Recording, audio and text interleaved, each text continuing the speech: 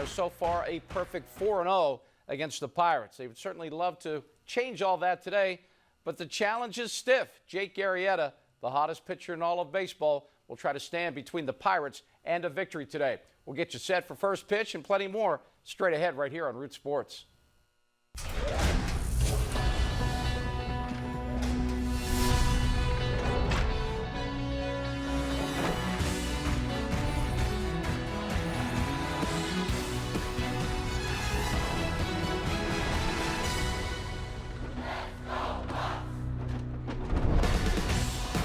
Time for some Saturday afternoon baseball from Chicago. Today, it's the middle game of the three-game series between the Pittsburgh Pirates and the red-hot Chicago Cubs. The Cubbies beat the Pirates 9-4 yesterday afternoon, so the Pirates look to even the series. Greg Brown, John Wayner, Robbie Ince-Mikowski with you.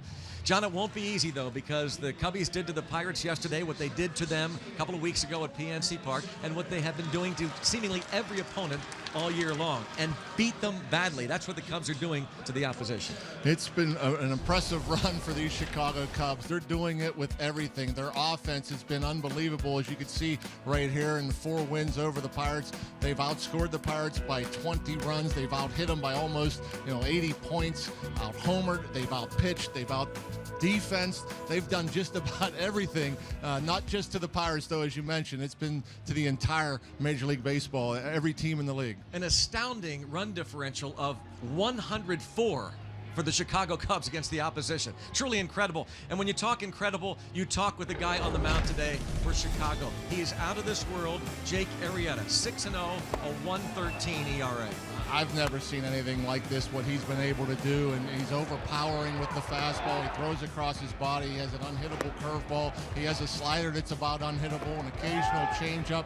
This guy has been remarkable. You're talking last 19 starts, he's only allowed 10 earned runs. His last 27 starts, he's only allowed 20 earned runs. You can see there, 3 runs or less, 27 straight starts. They've won 24 of the last 25 starts. Of course, the only game they didn't win was a no-hitter by Cole Hamels. This guy has been unbelievable. Look at that streak. 3 runs or less last 27 starts. Longest streak in the major leagues.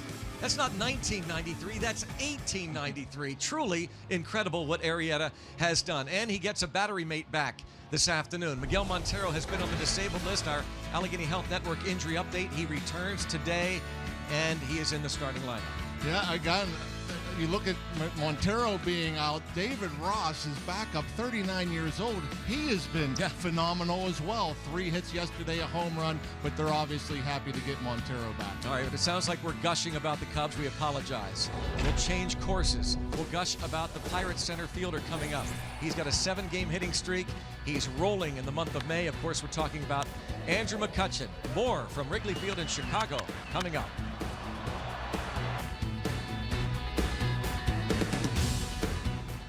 Thanks for coming.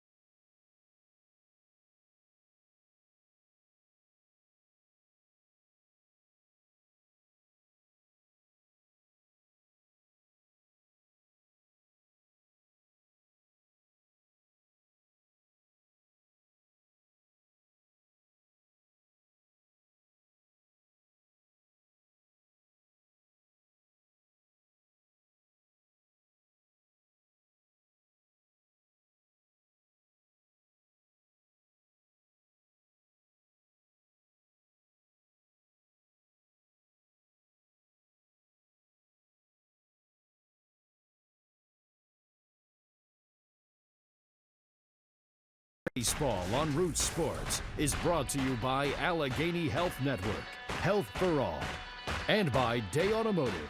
We're gonna make your day. Let's go Bucks! And back here at Wrigley Field in Chicago, where the Buccos get ready to take on Jake Arrieta and the Chicago Cubs. Middle game of this 3-game series. Greg Brown, John Wehner back with you as we await the first pitch. A chance, as we mentioned, to talk a little bit about Andrew McCutchen, who now has a 7-game hitting streak. This is about the time of year where Kutch starts to heat up, and John, that's what he's done. He's hitting .400 on this road trip. Yeah, I think when this road trip began, he was down in like the 2 teens, and all of a sudden the average jumped to 261.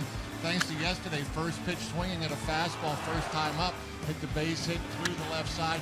This pitch tells me he's getting locked in. It was an off-speed pitch down and away that he was able to drive in the gap for a double, and then the home run, maybe a little bit of help from the friendly confines here at Wrigley Field, but he got a fastball up in the zone, put another home run into the seats in the bleachers in left field. So that means back-to-back games in which he has homered, 8 home runs on the season, and you see the numbers for his 7-game hitting streak, now batting .400 during this stretch and helping lead the Pirates offense. Middle game of this 3-game series. And another guy who is maybe getting back on track is Gregory Polanco. 2 for 3 on base 4 times yesterday. He walked a couple of times. Just 5 hits in 23 at-bats on this road trip, but maybe he's starting to get back at it. He got off to such a hot start, and he did cool off. The swing got a little bit long, but for only a handful of games or so, and I thought both of these doubles were fastballs in. That last series, he was hooking those fastballs foul. Now he's keeping his hands inside. He hit one off the wall straightaway right, the other one to right center field. It's a good sign when he's really pulling those hands and hitting those line drives into the gaps. So a couple of strong offenses here. The Pirates still lead the National League in hitting. The Chicago Cubs had the top on-base percentage team, but you see where they rank offensively. So our barrel league leaders, the Cubs and the Pirates, pretty strong offensively. Very much so. A little surprising that they are so close. You look at the Pirates up on the Cubs in average on base, pretty close. Doubles the same. Runs per game, the Cubs a full run better than the Pirates, but OPS fairly similar. The Pirates with a little bit of an edge stolen base-wise. Even home runs. We talk about the Cubs and how big of a home run hitting team they are. They only have 5 more homers than the Bucs. Yeah, they're 6th in the National League in terms of home runs. The Pirates are 9th, but they did flex their muscles yesterday. 3 big swings. Addison Russell, of course, got them out in front 3-0. Chris Bryant then, the 2-run shot for the reigning Rookie of the Year, and then the veteran, David Ross. Those 3 swings put the game away. Yeah, not moonshots by any stretch. I mean, there was a little bit of a breeze blowing out, but still, a couple of mistake pitches. The hanging slider to Russell, I thought the big one from Liriano. But, yeah, Bryant, he has the ability to hit some pitches. That pitch was off the plate. He has the ability to hit that out of the park. And David Ross, anytime he gets a home run, I think is a bit of a surprise. Chris Bryant signing some autographs. And, John, yeah, it seems like such a daunting task when we just moments ago talked about Jake Arrieta. So it is important when the Pirates, and we'll get to our tips to win at the beginning of the ball game, but he has been beaten. I mean, and eventually he's going to lose this season. The Pirates, you look at his record, have beaten him in the past, but the offense has to do what it can whenever it can and keep Jeff Locke and the Pirates in this ball game. I believe when you get an opportunity to score off Arrieta, and in fact, last time he pitched against the Pirates, he walked the first 2 batters of the game. You got to find a way to take advantage, even if it's just a bunt and a sac fly, or you don't even have to have a hit to score a run in those situations. So if the Pirates do get those opportunities, whether it be a walk and an error or maybe a blue pit or whatever, you get a couple of runners on with nobody out, you have to cash in. His Arrieta is not going to give up much. He doesn't give up many long balls. You know, he has pretty decent control, but can get wild at times. He will make mistakes. I think that the Pirates have to kind of just, you know, keep their approach simple, stay short and quick, and take advantage of whatever mistakes he may make. You see, they have beaten him, but not going to be easy, that's for sure. As Jake Arrieta and the Chicago Cubs get ready to take on Jeff Locke and the Pittsburgh Pirates. Folks being asked to stand for the national anthem. John Vincent, who is a local celebrity here in Chicago, a Frank Sinatra sound-alike, is going to have our national anthem here at Wrigley Field. As you see, it's a cool day. It was drizzling for much of the early afternoon. But right now, Our national anthem with John Vincent here at Wrigley Field in Chicago. Oh, say, can you see by the dawn's early light what so proudly we hailed at the twilight's last gleaming, whose broad stripes and bright stars through the perilous fight o'er the ramparts we watched were so gallantly streaming, and the rockets' red glare, the bombs bursting in air, gave proof through the night that our flag was still there. Oh, say does that star-spangled banner yet wave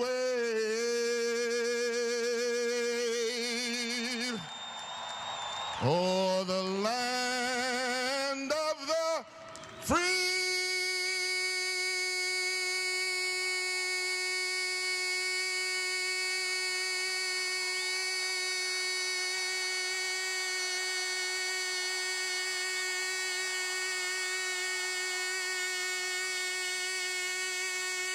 And the home of the brave.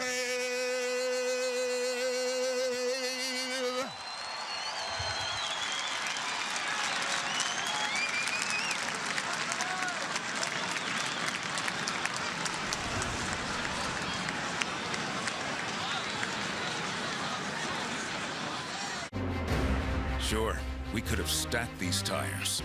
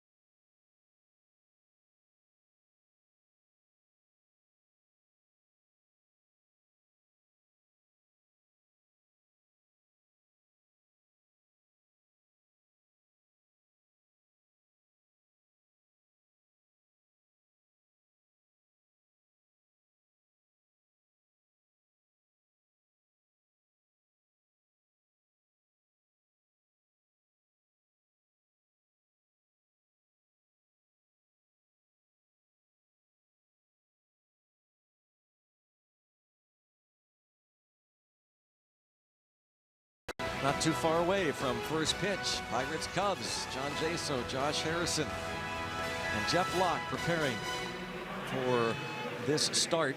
The lefty getting ready to take on the Chicago Cubs for the first time this season. He's been better of late. Yeah, he has been pitching better. I think the command has been key for him. He's always been strong on the inside pitch to the righties, but he's been a lot better, I think, throwing to both sides of the plate, mixing in the changeup, the two-seamer to go along with that four-seamer. He likes to bust into the right-handers. For Jeff Locke, when he's getting ahead throwing strikes, he's always going to be better. Check out what he did his last time out. That was Saturday on this road trip against the Cardinals. Gave the Pirates a chance.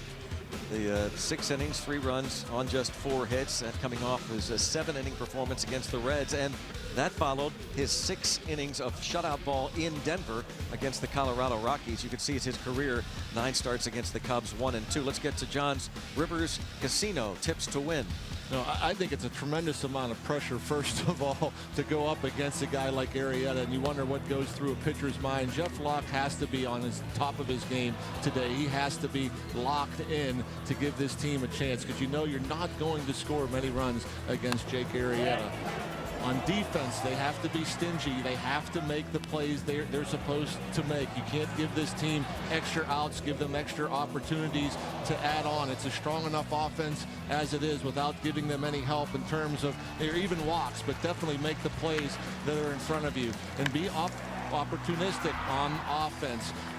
Again, who knows how many opportunities you're going to get against Jake Arrieta. When you do, you got to find ways to manufacture runs, or maybe just get a mistake and maybe pop a 2 or 3 run homer off of this guy, because he's just not going. You're not going to be able to bunch hits up against him, so you have to be opportunistic. All right, we'll see if the Pirates and Andrew McCutchen can do just that. We'll be back shortly with the first pitch. Paul Alexander, first of all, back in Pittsburgh, the studios, in a game break. Thank you very much, Greg. Much appreciated. Toronto Blue Jays shutting out the Texas Rangers last night in Arlington, but the best story of the night belonged to one of the Rangers relievers, and it's a good one indeed. Matt Bush, the first overall pick by the Padres in 2004, making his major league debut last night for the Rangers, retiring the side in the 9th, including striking out reigning AL MVP Josh Donaldson. Bush joins the Rangers, serving more than 3 years of a 51-month sentence for driving under the influence, causing serious bodily harm in 2012. Before signing with the Rangers in a minor league deal in December, Bush had last played in the minors back in 2011. And in the Bronx last night, White Sox ace Chris Sale kept the Majors' first 8-game winner after allowing just 1 run in a complete game effort against the Yankees. Sale became just the 4th White Sox pitcher in team history to win his opening 8 starts, and the first since John Garland did it in 2005. Sale lowered his ERA to 1.67 for the year, the complete game, 10th of his career, 2nd of the season. Meanwhile, Cardinals facing the Dodgers yesterday featured a very intense pitching matchup, an interesting one between college roommates Ross Stripling and Michael Wacha, but it was Stripling that would get the better of it in L.A. Here he is, as Diaz would get Colton Wong in the rundown. A.J. Ellis finally applies to tag, first out of the inning. Stripling brought the lumber to the ballpark as well. First major league hit, he does it against fellow Texas A&M Aggie Michael Wacha. Then we go to the 6th. That's where the Dodgers leading 7-4. Puig, opposite field home run, 4th of the year, and the Dodgers defeat the Cardinals by the score of 8-4. Astros Red Sox at Fenway. Oh, I'm sorry, we're going to get to the ballpark where we're finally going to get the first pitch. Bucks and Cubs, game 2 of this 3-game set. All of it straight ahead right here on Root Sports.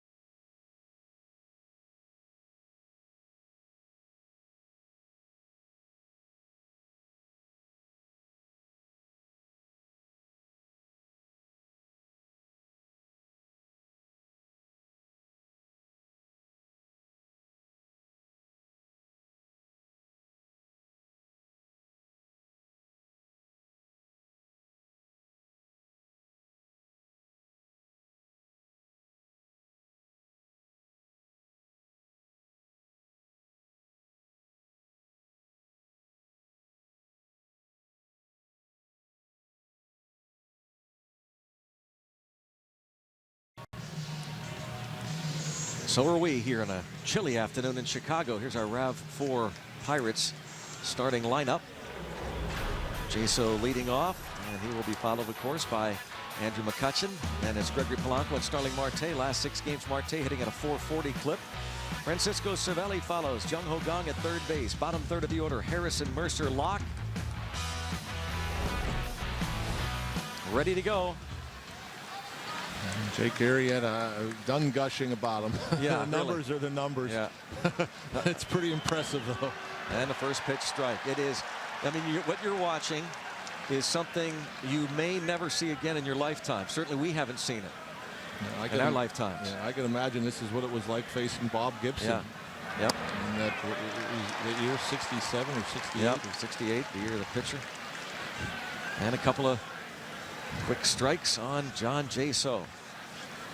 Last 27 starts, Arrieta is 22-1 with an 0.92 ERA. Weekly hit, second baseman up with it. Zobrist throws out Jaso. Defense behind Arrieta. Addison Russell is Zobrist's double play partner. Chris Bryant, Anthony Rizzo on the corners, Jorge Soler in left, Dexter Fowler in center, Jason Hayward the right fielder, and just off the DL today, Miguel Montero. Even though he is a left-handed hitter. Jeff Locke, the lefty on the mound. Joe Madden gets Montero right back at it. And here's Andrew McCutchen. I have to imagine, going up, most of these guys, if not all of these guys, they look forward to matching the challenge, up. right? Yeah, the challenge. You turn it up a notch mentally because you know you're facing one of the elite guys. I mean, it would be like facing Randy Johnson or Pedro Martinez or Greg Maddux or, the real greats in the game, these Hall of Fame type pitchers that it's going to be rough. It's going to be tough. You just got to go out there and battle.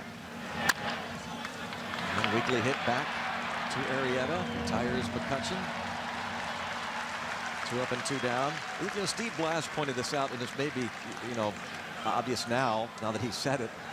But I hadn't thought about it. You watch Jake Arrieta. It doesn't matter what the score is, what the inning is, John. His focus, you just see it. Every pitch, he is locked in.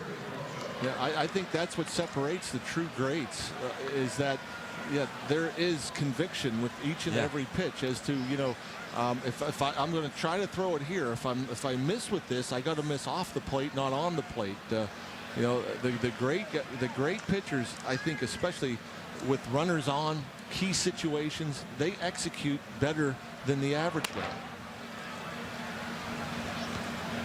Ball one on Gregory Polanco.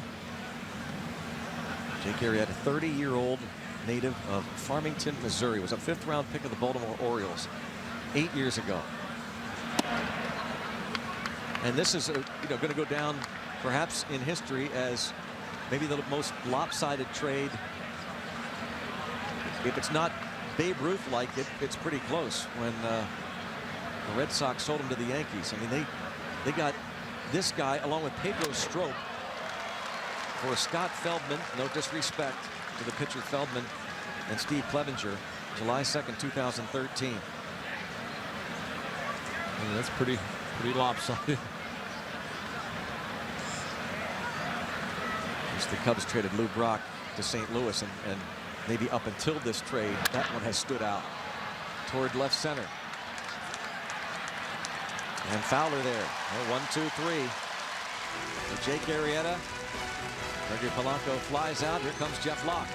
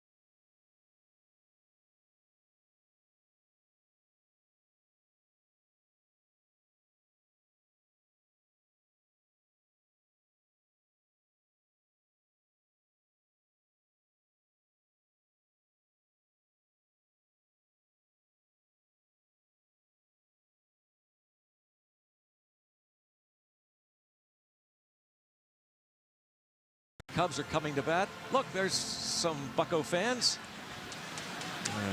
Roberto Clemente cap and young lady in a Penguin cap. Take a look at the Chicago Cubs starting lineup. Dexter Fowler, Jason Hayward, Chris Bryant.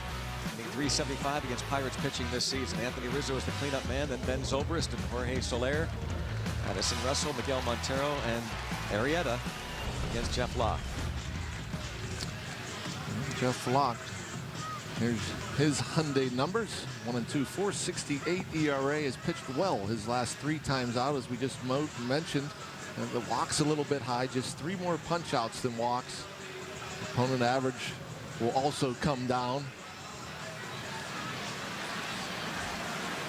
Third straight lefty these Cubs have seen. They were beaten by Drew Pomerantz and the Padres. Second half of their doubleheader Wednesday night. And yesterday, Francisco Liriano, who had good career numbers against the Cubs before yesterday. Dexter Fowler, .459 on base percentage. That is second in the National League now. They're batting right-handed, and it's 2-0. 1 for 5 RBI double in the 8th inning in yesterday's game.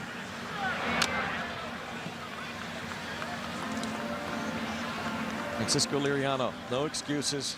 He, after the game, talked about how just couldn't let up, and he did. At 3-2 pitch to Russell after he walked Soler. And then that 2-out 3-run homer by David Ross in the 5th. Iced the game for them. Made it 8-0. Andrew McCutcheon's home run in the 9th. Made it a 9-4 score. Well, look at that pitch.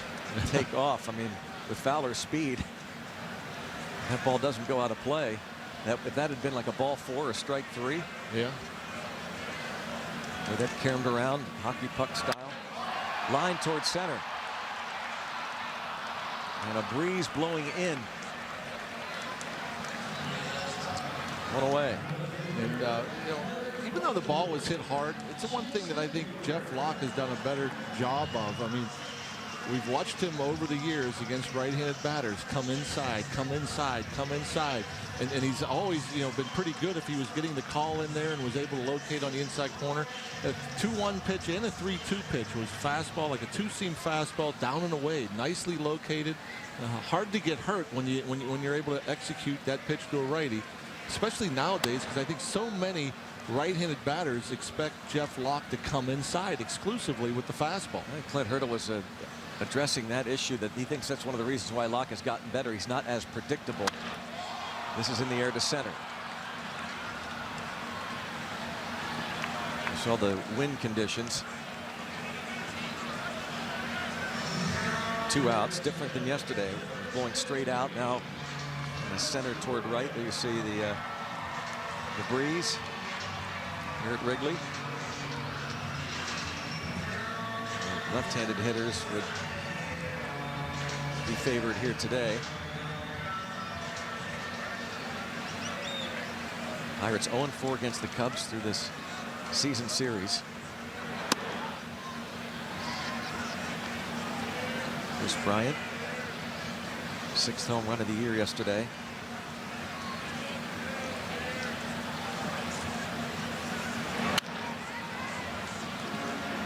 That's the one thing that you look at a guy like Chris Bryant, you saw it right away last year when he came up to the big league club, and his approach to hitting. He's not up there just sitting and spinning and trying to pull the ball. Hits the ball to all fields with power. You know, the home run he hit yesterday, now he didn't crush it, and he got a little help from the wind, and it went to the shortest part of the ballpark. But the pitch was actually inside. This one, a fastball up, gets it by him. But he hit a fastball off the plate in against Liriano, was able to muscle it out to left center. You know, most pull hitters, which he's not, you know, would come around it or pull it foul. It's rare to see a home run hitter to be able to hit a pitch off the plate in to left center field. And this in the air. So 3 fly balls, 1 line drive. And Jeff Locke matches Arrieta through 1 inning. 0-0.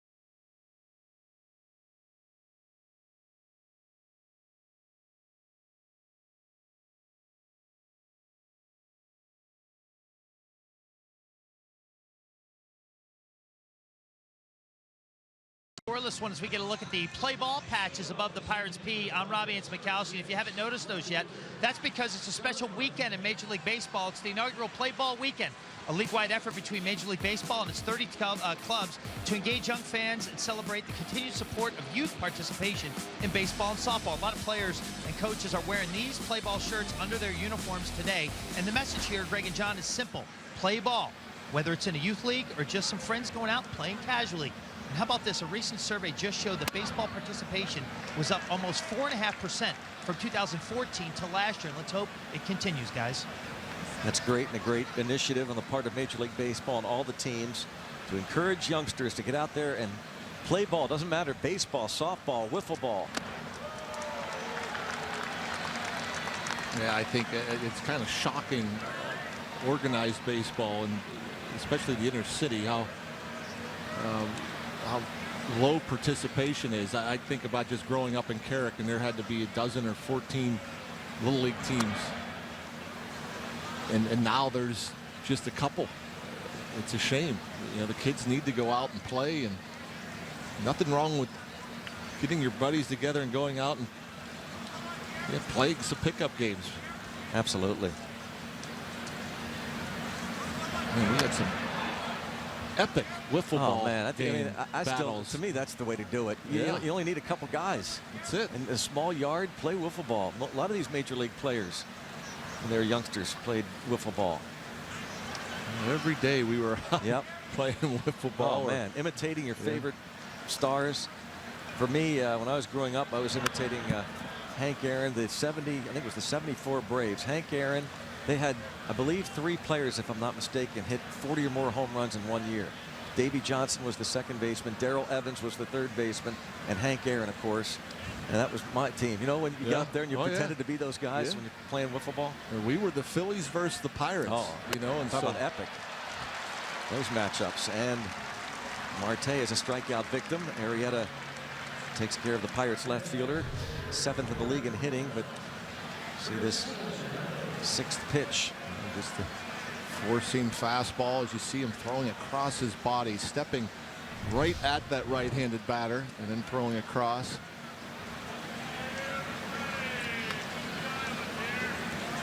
Bob and Joe are big. Well, I don't know about Bob. I know Joe is. Joe wanted to get involved in our wiffle ball games down in Bradenton this past March. And then we had to hit righty or lefty. I mean, it didn't matter if it was a left-handed batter. So I mean, you had to learn how to hit lefty, and you know it was full speed pitching-wise. You get that wiffle ball with a big break, and you drew a strike zone behind the batter. We played on the front street, so there'd be a wall, and then we'd put a chalk line of the strike zone and have an umpire. And if you got to play in your backyard and you hit the roof of the house or over it, that's a home run. That's a homer. All kinds of ways to be creative to play ball. And you only need about 8 guys to go and pick up a regular game. Yep. You just, it was center field and over. You exactly. just right field's dead. Yep. Good fun. Didn't need a first baseman. Just get it to the pitcher before you reach first. You were out. It's pretty incredible how much fun you can have. You get a couple of buddies together, go out and play some baseball. And now Cervelli toward the line and right. And Hayward is there to make the catch just before crossing over the foul line. Here's a play ball tweet. Point Park University. Fields occupied. Kids running drills. Gotta love hashtag play ball weekend.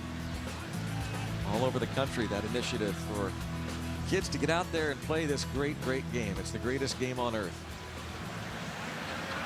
Boy, girl, doesn't matter. Doesn't matter the age. Chung Ho Gong takes a strike. And I think about all the big league players and everybody that's played through college and into pro ball, and you think of all the help they got along the way from various different coaches and volunteers and in your youth leagues and everywhere else. And they play a lot of ball in the Dominican, of course. Yep. And don't have to be, and oftentimes aren't the greatest conditions.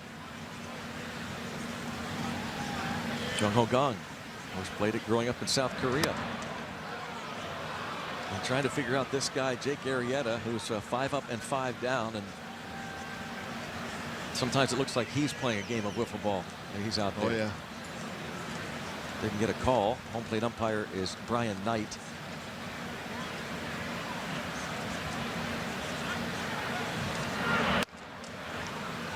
That is so rare. Just one pitch by Arrieta there, way out of the zone. Todd Titchener at first base. Bill Welke's the crew chief at second, and Pat Hoberg is at third base. Arrieta has walked 16. Make it 17. A 2-out free pass.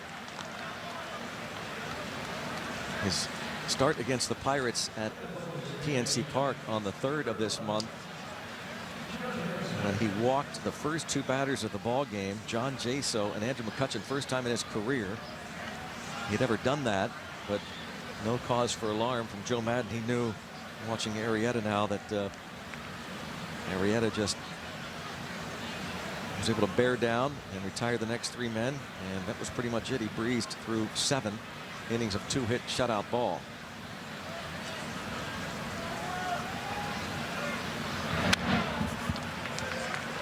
Josh Harrison, 1 for 4 yesterday, a bunt single and then stole second. 1 for 10 in his career, regular season career, against Arrieta, who's now gone 23 consecutive innings, including his wild card game shutout, without allowing a run against the Pirates. I just noticed, like, even the 3-1 pitch to Jung-Ho Kang, as overpowering as he can be and how good he has been, he doesn't give in. You fall behind 3-1, it's 2 outs, and he's still trying to hit a location, a good pitcher's where he's not going to get hurt with a long ball, and so and he knows he could pitch out of trouble, but he's not careless in a sense to where, oh, okay, I'm 3-1, it's 2 outs, I'm just going to challenge here, because he realizes one swing of the bat cost him a run.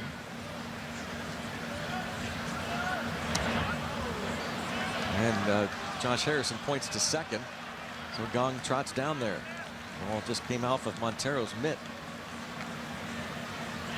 Pass ball. The ball was supposed to be away. It rode up and in to Josh Harrison off the end of the glove of Montero, and now this is a chance there where you could be opportunistic. You were given a free pass and a pass ball, and so who knows, a bloop, a grounder that gets through the infield, maybe the first run. Harrison disappointed in that call. Breaking ball, slider looked up in the zone. WB Mason strike zone has it right at the top of the zone, outside corner.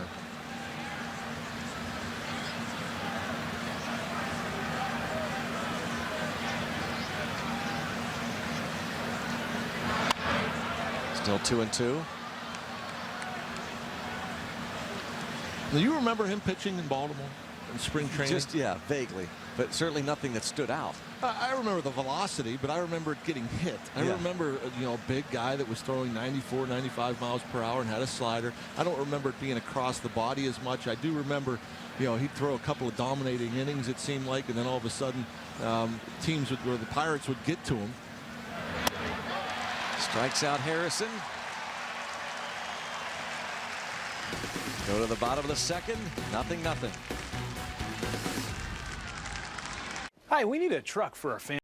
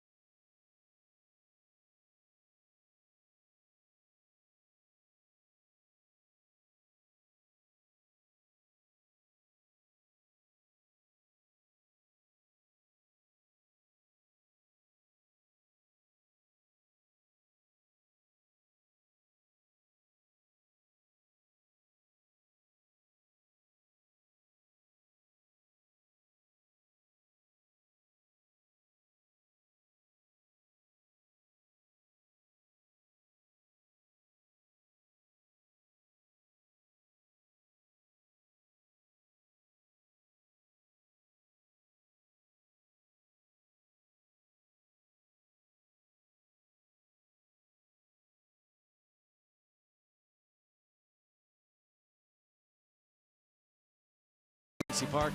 Get there early, be one of the first 20,000 fans. Take home a Raise the Jolly Roger bobblehead, presented by Allegheny Health Network. For tickets, go to pirates.com. Pirates' next homestand begins Monday night. Our UPMC scoreboard, it is 0-0 going to the bottom of the second inning. Jeff Locke got 3 fly ball outs. Dexter Fowler, Jason Hayward, Chris Bryant. Now it is Anthony Rizzo, Ben Zobrist, and Jorge Soler.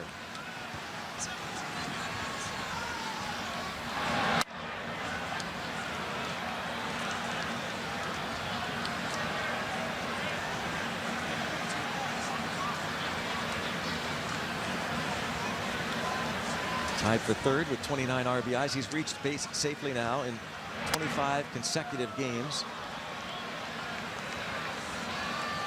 Longest active streak going currently in the league. He didn't seem too pleased with either of those first 2 strike calls. Both top of the zone. And another fly ball.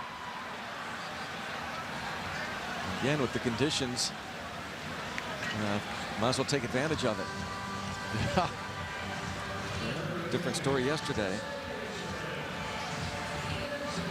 Sure, that's what the first thing a pitcher does when he gets to the ballpark here in Chicago. Checks out the wind. See if it'll be a factor. I'm sure Cubs hitters will tell you that the wind blows in more than it blows out. They think it's a disadvantage playing here. Switch hitting veteran Ben Zobrist. Takes ball 1. Flags of some of the greats. Billy Williams, Ryan Sandberg, Greg Maddux. Ernie Banks on the other side. Ron Santo, Fergie Jenkins.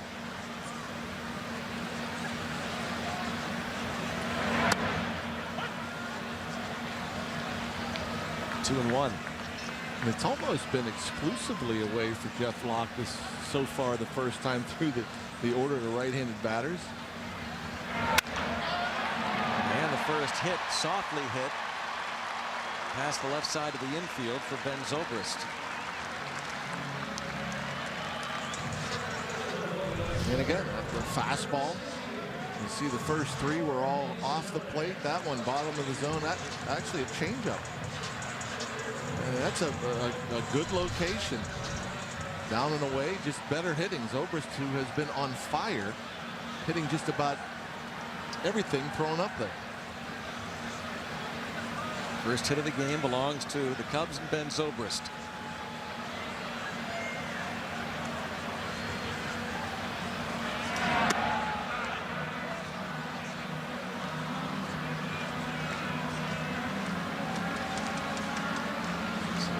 You see under 200.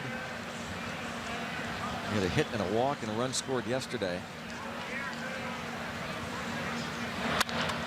And another ball in the air. McCutcheon. 2 outs.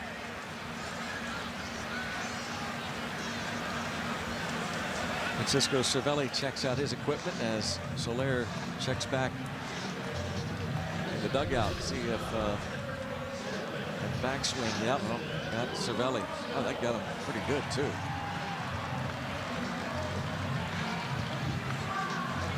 Luckily, it looked like it got him out in front of the helmet. Catchers take a beating in more ways than one.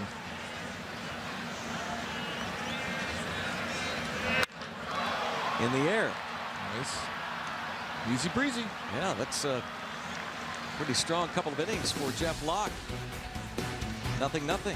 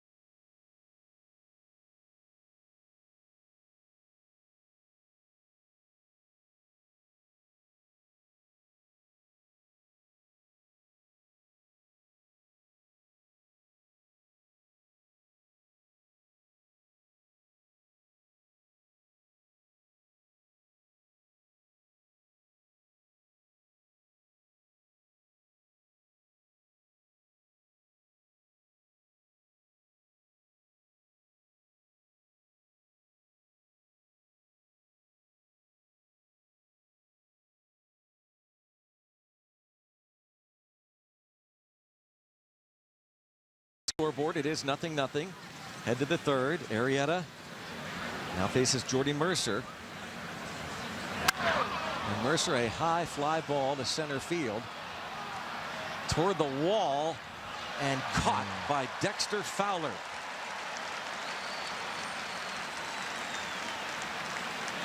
That close again, the wind holding it up.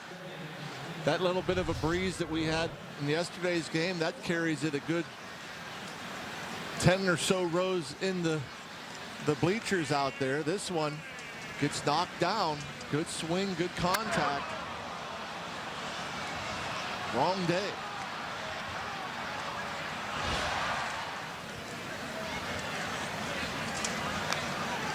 Arrieta has given up 2 home runs this season.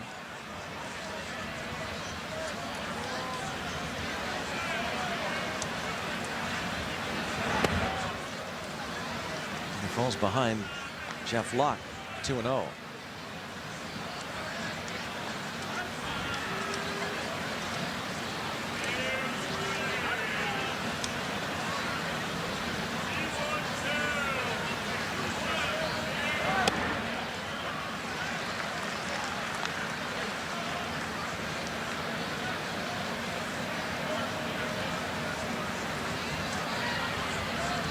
Lowest ERA in the major leagues at 1.13 coming into this game.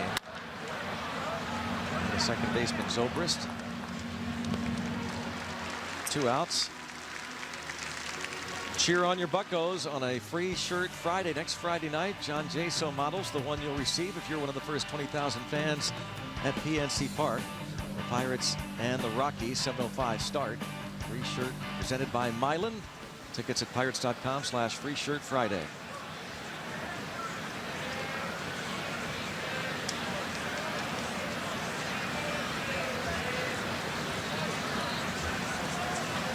Jeff Locke back in the dugout.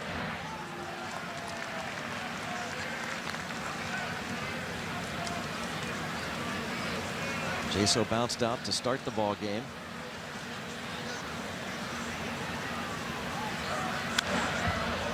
Lefties do hit much better against Arrieta. Left-handed batters hitting .226 against him. Righties just .118. At 159 combined batting average against, the lowest in baseball. There you see the splits. Much better. Yeah, I mean, it's true. You're right.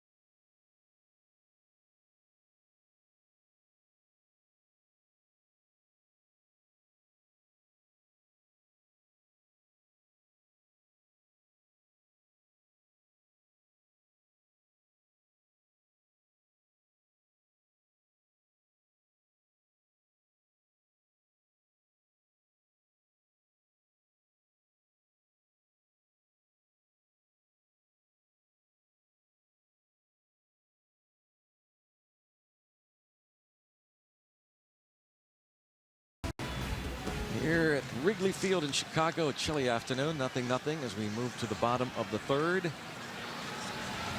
How close was Al Oliver to getting into the Hall of Fame? That's debatable. I think he fell, relatively speaking, far short of the necessary percentages. That's talked about as is Dave Parker. Yeah. Two guys, if you look at their numbers, their stats, pretty close. Neither reached the 3,000 hit plateau, but if I'm not mistaken, I think Oliver was a career 300+ hitter. Yeah, I thought so. And Montero, his first game back, is going to be retired. Wow. 4-1. Shallow right field with a pitcher. Look at that. And that's a heck of a play by Josh Harrison. I mean, Locke, obviously, he gets over there in time, but Josh Harrison from shallow right, which isn't the most common throw for these second basemen, but he leads Jeff Locke perfectly to the bag. A moving target. That's no easy throw.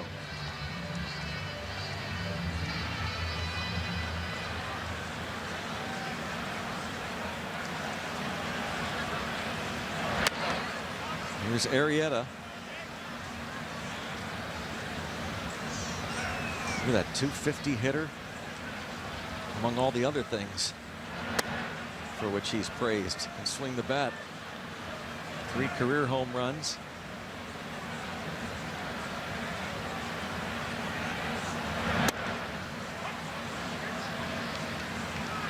A 2-run homer off Shelby Miller in his second start this season. Hit a home run off A.J. Burnett September of last year. Jeff Locke, however, strikes him out looking. Top of the order, Dexter Fowler. Point Park University tweet coming up. Locke is wearing his lucky socks. Look out, hashtag Arrieta, hashtag Let's Go Bucks. And the socks that show the gold stripes. 4th straight? Started it when he had that good start against the Rockies on April the 25th, so why not? Yeah. You don't think players are a superstitious bunch? Opponent's hitting just 191, a win, no losses, ERA under 3. It's not superstition, it's routine. Yeah.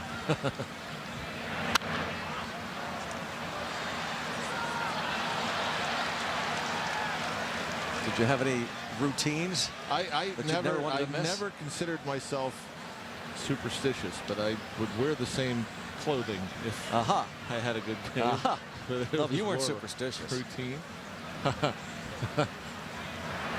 Hey, you know how everybody jumps over the white lines and everything? I made sure that it was one of my things, and I guess you can call it superstitious, that I would not change my steps. So if I was hitting the line, I was hitting the line.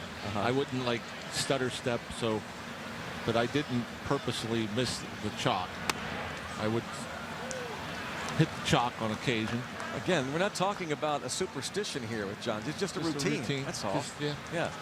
Didn't want to change. Didn't care about hitting the chalk line, but just the right number of steps. Fly ball to right. Back is Polanco. And still going back. That wind carrying that way, but he still has room. And Jeff Locke matching Arrieta through 3.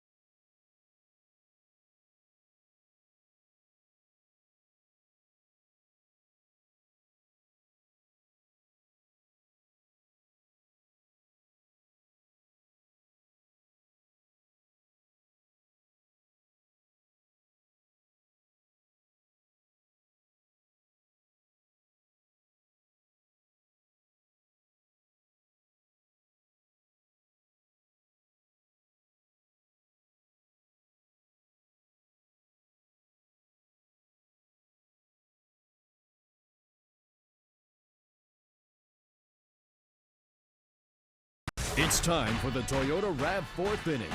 The all-wheel drive RAV Hybrid has performance that will make you rethink hybrid. Let's go Bucks! So it is 0-0. On to the fourth. See the Cubs with the only hit. And that's something that, you watch every time Arrieta goes out there. He's talked about it. But, why not think that you can no-hit the opponent every time out? Already a couple for Arrieta, including a no-hitter against the Reds. 5 starts back. A second career no-hitter. Excellent. That's Earl. Yeah.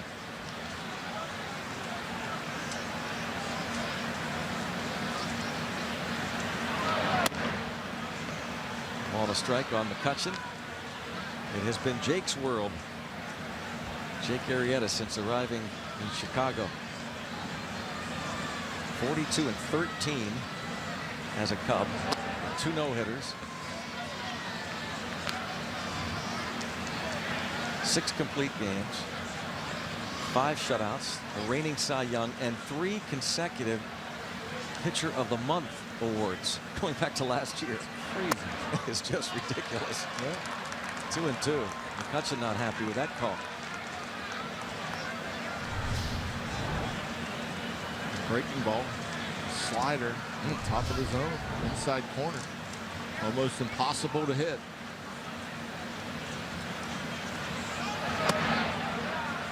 Lays off that. I think that's where he meant to throw the previous slider. 10 earned runs in his last 19 starts. 20 in his last 27. Crazy.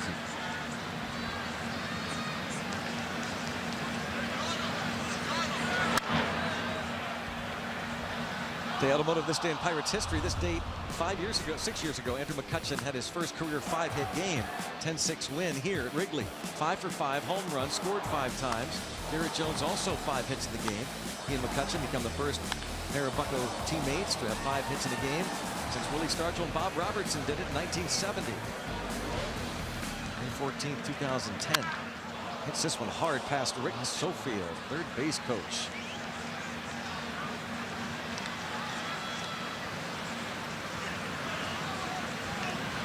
Had to hop out of the way there. Speaking of which, also on this date in 1950,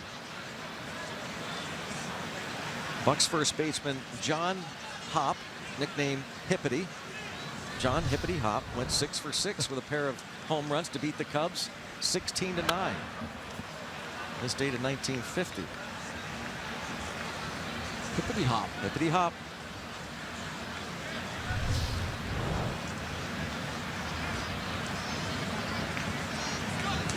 Big rip from Andrew.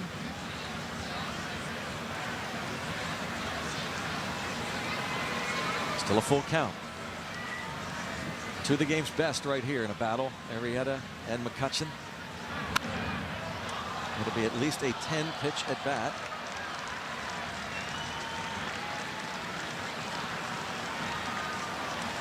McCutchen, the former MVP. Arrieta, the reigning Cy Young Award winner. McCutchen, one of the few batters, not only on the Pirates, but maybe in baseball, that can boast a batting average of 300 or better against Arrieta. And look at that at bat. Rips it into left center field. And Soler not able to cut it off.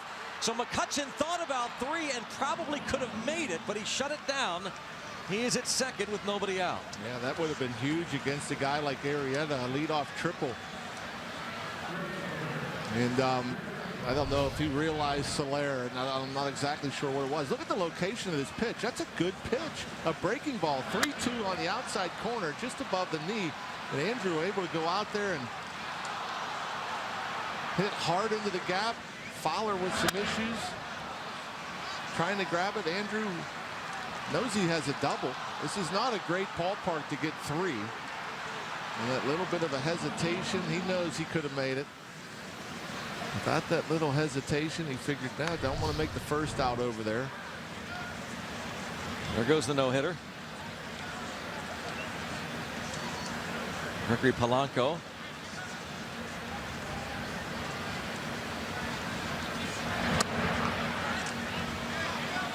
Try to get him over and get him in.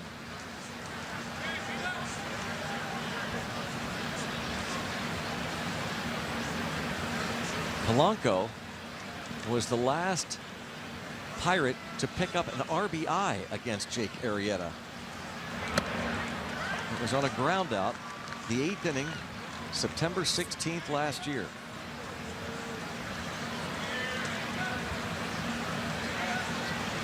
Scored Sean Rodriguez. A game that would go extra innings. The Cubs won it 3-2.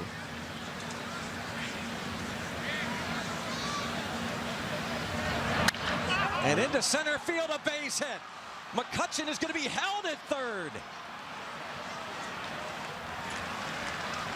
First and third. Boy, let's hope the Pirates can at least score one here. A little bit of a hesitation on this line drive, a hanging slider down the middle. Polanco. And you see the little hesitation from McCutchen because it was a line drive, making sure it wasn't going to be caught. Then he breaks hard. Early stop sign by Rick Sofield. Now the infield will look for a double play ball. Starling Marte struck out in the second.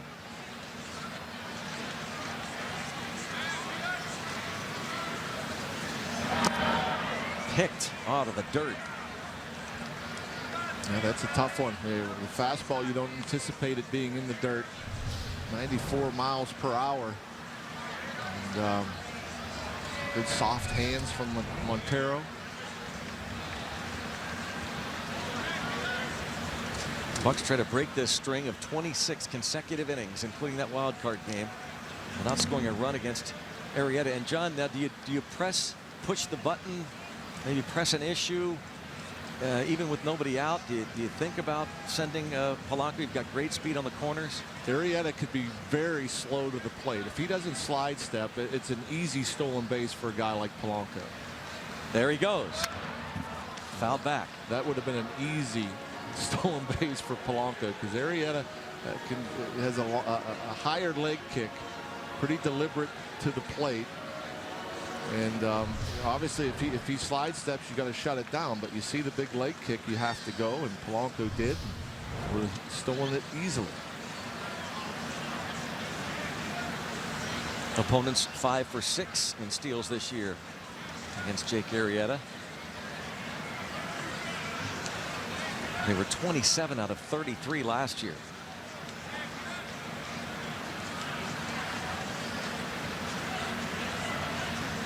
There he goes again. Taken for a strike. Throw down, stolen base. Good call, John. That wasn't close. No, and again, it's about being opportunistic. And you know, he gives you an opportunity to take a bag, you go ahead and take it. But in the other sense, though, with especially with nobody out first and third, if he ends up going with a slide step and he gets it quicker to the plate, you can't go. You can't make that mistake and make an out on the bases.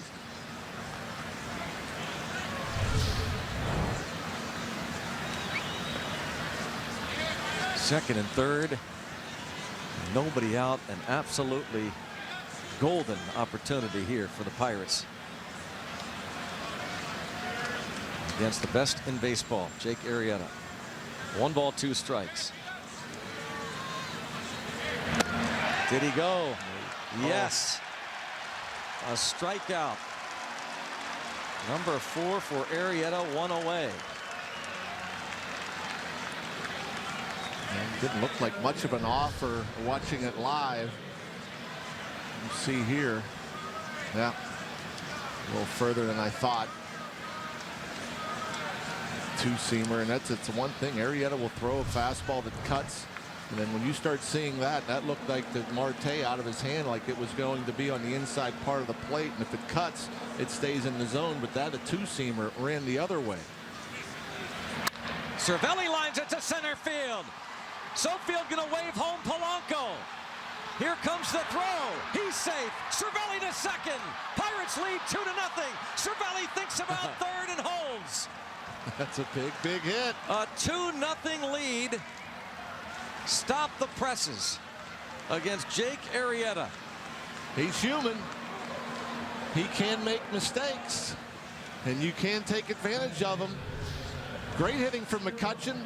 Polanco hits a mistake for a base hit, and that breaking ball right there, not a bad pitch. Great hitting from Cervelli. A slider down the zone. If you try to pull it, you probably hit it on the ground. You hit it up the middle. It's a line drive, 2 RBI single.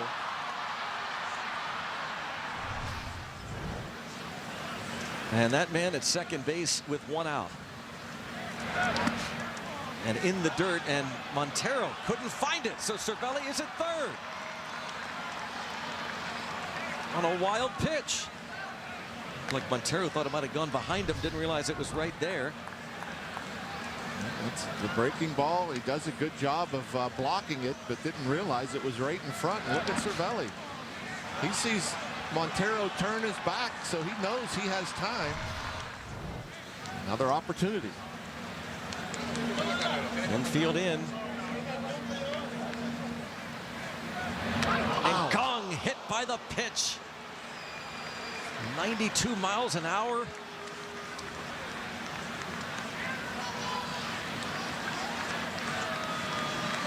That is the first batter Arrieta has hit this season. You have to wonder. You absolutely have to wonder. Make note of that one, because that didn't just clip him. I mean, that was right at his back. Look at that. Right in the between the A and the N. I'm not sure you even have to wonder. This sets up a double play for him. Man, yeah, that doesn't. Suspicious, to say the least. Very suspicious. That is up and dead center. Remember Tony Watson in the wild card game last year? Took matters into his hands. Ended up hitting Arrieta for Arrieta hitting a Pirate earlier in that game.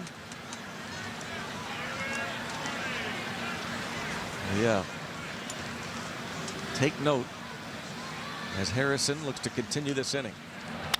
And off of Arrieta, deflects right to Zobrist. And a double play. My goodness. What a fortuitous bounce for Arrieta and the Cubs.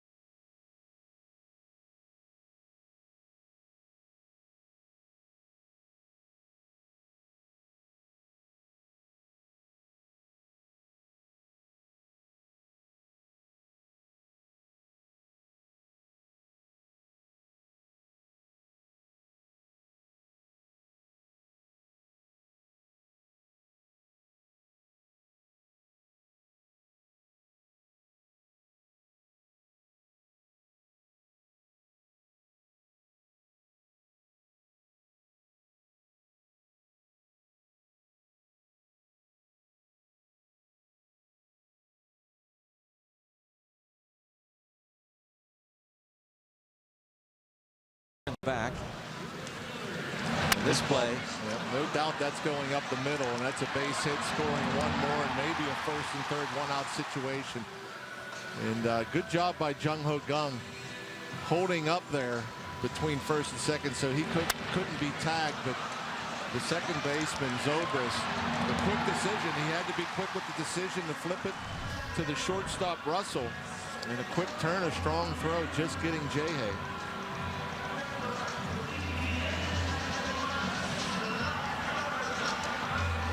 That was another slider. By the way, Jake Arrieta on the year.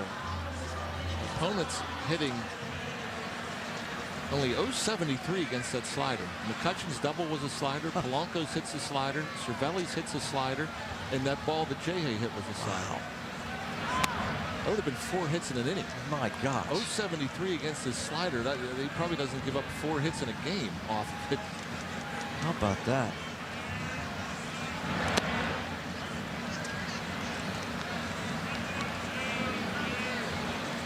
Hayward, Bryant, Rizzo.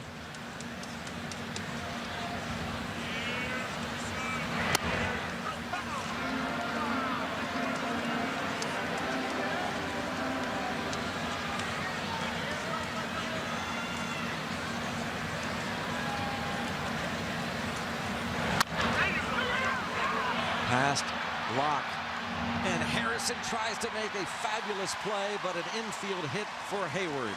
Boy, oh boy, that was a heck of an effort. And I thought maybe it arrived in time. Todd Tichenor with the kind of a delayed safe call. I'm wondering if Jaso stayed on the bag. This little flip. It's a tough catch for a first baseman because it's happening so quickly. And it's such a short throw. Plus it's bouncing. If he's on the bag, he's out.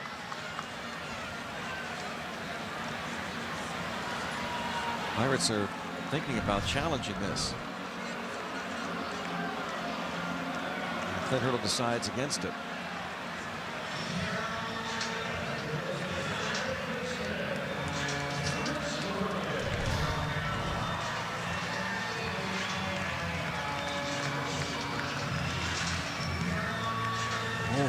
You can't tell if he's on the bag. If he's on the bag, he's out.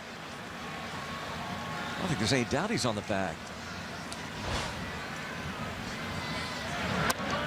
Well, Jeff Locke. Yeah, that's in the glove, right? So there's no doubt about that. And the other issue regarding his foot, and that one angle we had looked like it was Jaso's foot was clearly on the bag.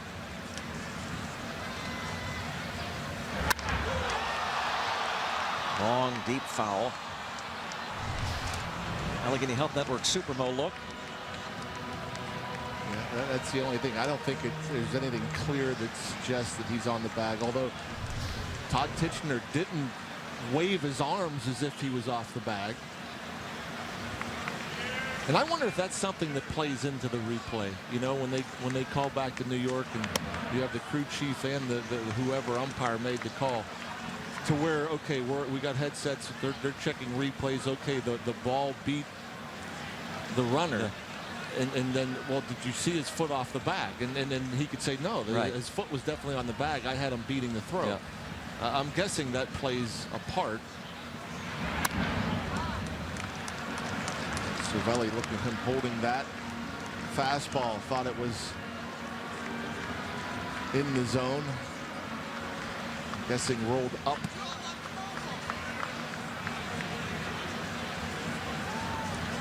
And there you see, not up.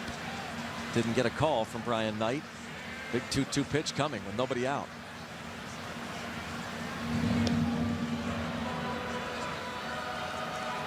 Hayward, 4 steals in 5 attempts this season.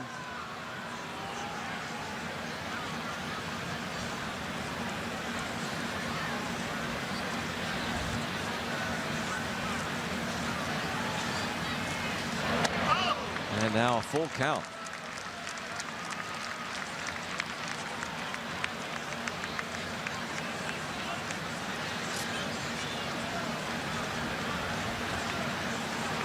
Rizzo to follow.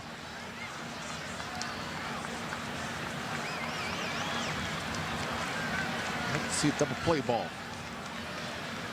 See if Hayward's going anywhere. All four. Locke wanted that pitch, so did Cervelli. 2 on, no one out.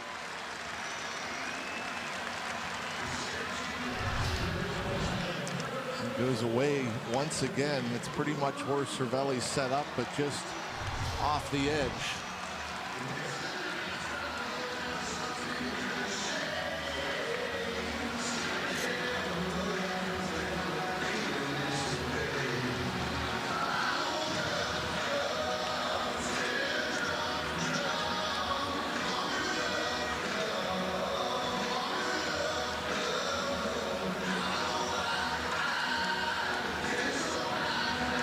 I wonder if that's just if they make a call to check on a pitch. You know, if they're on the phone checking on the pitch location. Yeah. Saw Clint Hurdle on that phone. Rizzo flied to left in the second.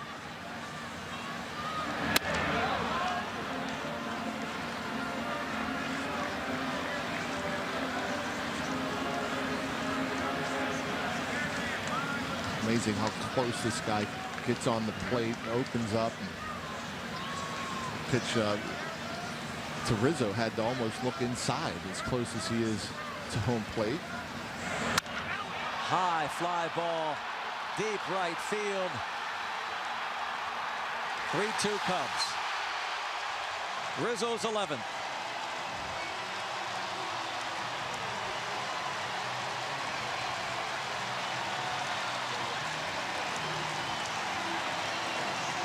$11 homers, second off a lefty this season. They hit 2 3-run homers yesterday and a 2-run homer. This one with 2 aboard makes it 3-0. It's just a pop-up in a lot of ballparks, but look at location. You know, that's an off-speed pitch that's pretty much middle. And again, he's on the dish. He's on the dish because he likes the ball on the inside part of the plate. Doesn't get all of it. He had help from the wind, and it's only 3 or 4 rows deep. Probably the only ballpark it's in the seats. But again, a pitch down the middle.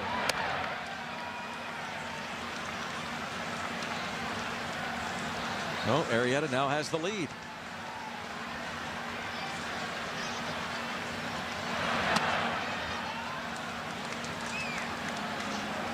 And you can nitpick about a lot this inning.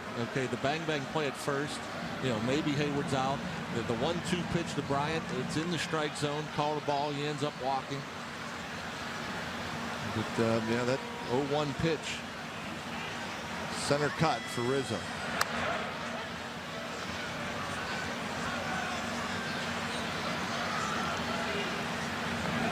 The way things are going for these Cubs, a lot of things going their way.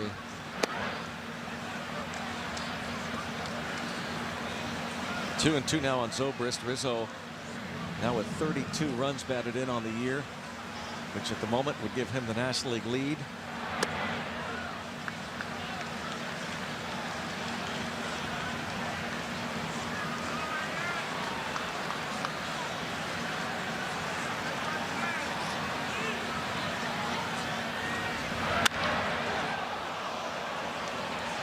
Still 3 and 2 on Zobrist. Tied for 5th with 28 RBIs in the senior circuit.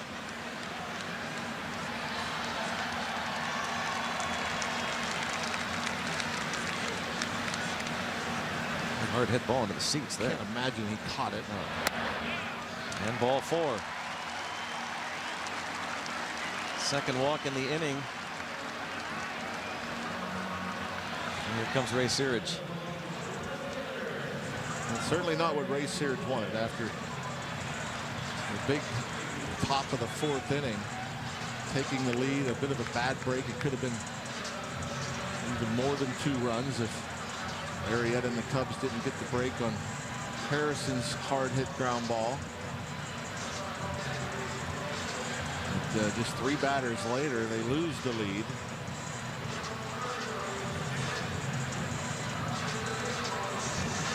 You saw Jared Hughes limbering up.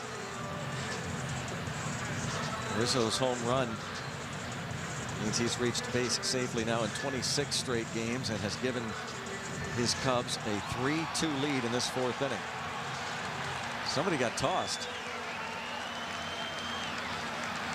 Somebody just got ejected, I believe. I'm guessing Ray Searage. The 30-second clock was up. Bill Welke. This is the first time we've ever seen this. If that's why, if indeed he was ejected, first time we've ever seen that. I can't imagine he's being ejected because of the 30-second clock as much as maybe arguing that 1-2 pitch we talked about with Chris Bryant.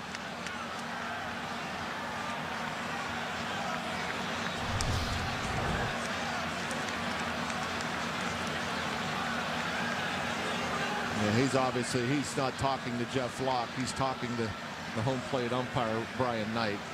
Although he wasn't looking at Brian Knight, I'm certain that's what he was doing.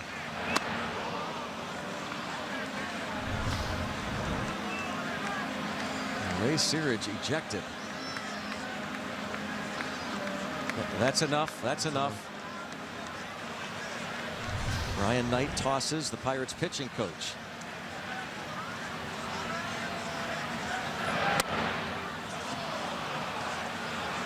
That is a rarity. Yep.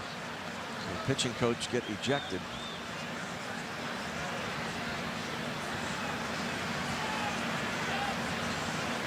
Jorge Soler, count of 0-2. And right after the ejection, Locke strikes him out.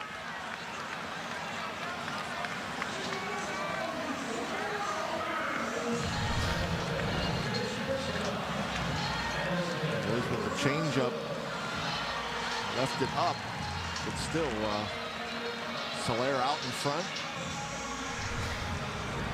You know, Ray Searage has these guys' backs. You hear the pitchers talking about that all the time. That's one of the things that endears him to them. And he's always speaking positively toward them, publicly, certainly. And you have to feel, if you're Jeff Locke, you have to appreciate what his pitching coach just did for him. No question. Not that you don't want to succeed anyway, regardless, but well, now more than ever.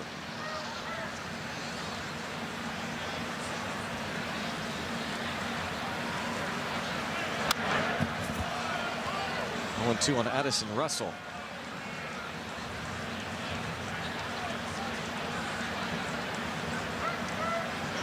A home run by Rizzo, the 4th allowed by Locke.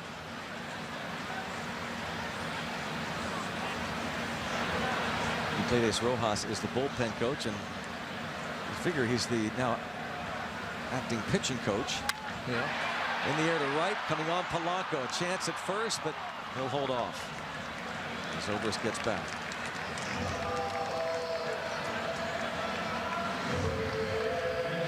Would this be a perfect situation for the Pirates to get Montero out? And then if you want to exact some revenge, you've got Arrieta leading off the next inning. Yeah. I mean, that's the one thing you rarely see. I mean, obviously you mentioned it last year in the wild card game, Watson hitting Arrieta, but that's a one way you never see these guys. Not enough. They never hit the pitcher. No. Ever. It's always that's why it's so unusual for Watson to hit Arrieta. Yeah. It's always about hitting the other team's best player or whatever. It's like, I think if pitchers were held accountable for hitting the other team's guys by getting hit themselves, they won't hit other teams' guys. And by the way, to make matters worse, it was Gong that was hit by the pitch today. And of course, you still remember, as Tony Watson sure does, and the rest of the teammates, that it was a former Cub, Chris Coughlin, who ended Gong's year last year. And who knows what happens if Gong doesn't get injured, where the Pirates go. They could have ended up winning the division. It was such a big bat, maybe the biggest bat in the lineup at that point. It's 3-0 on Montero.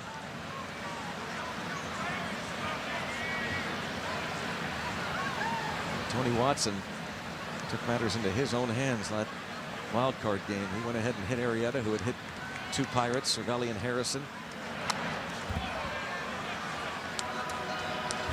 So again, this is the wild card game after Cervelli and Harrison had been hit earlier in the game. Arrieta takes exception. And then both benches empty. Sean Rodriguez in the middle of it all takes a swing. Garrett Cole, hot. Ground ball past Jaso, gets to his feet, bobbled, and safe there.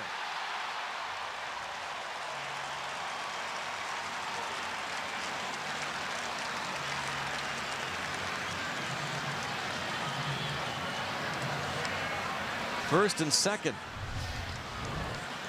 Hopefully this one doesn't end up costing the Pirates. It's just J-Hay trying to come up a little bit too quick.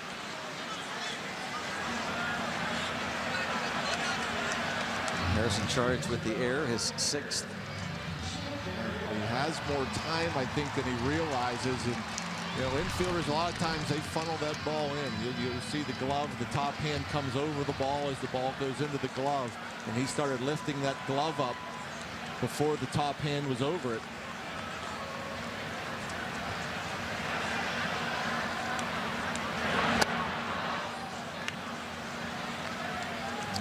Showing some respect for the hitting abilities of Jake Arrieta, starting him off with a changeup.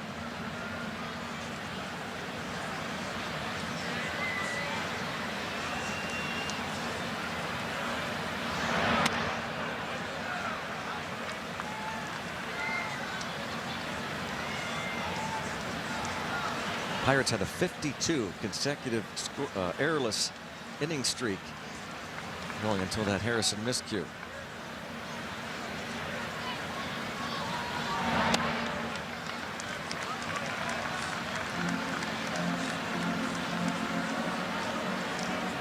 Six errors now in the season for the Pirates second baseman.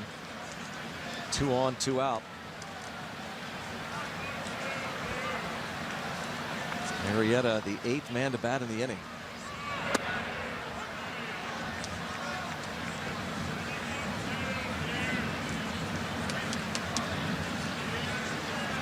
You know, that's still not feeling good. Probably tightening up top of Jung Ho's back.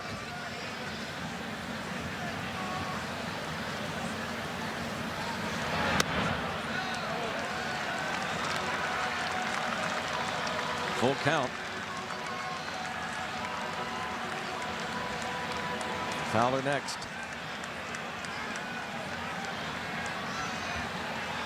Now maybe reaching for a bullpen foam.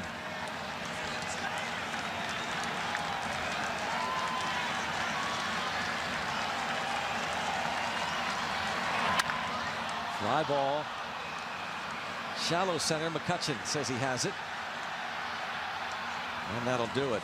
But an infield hit by Hayward on a bang-bang play at first. The walk to Bryant, the homer by Rizzo. 3-2 Chicago.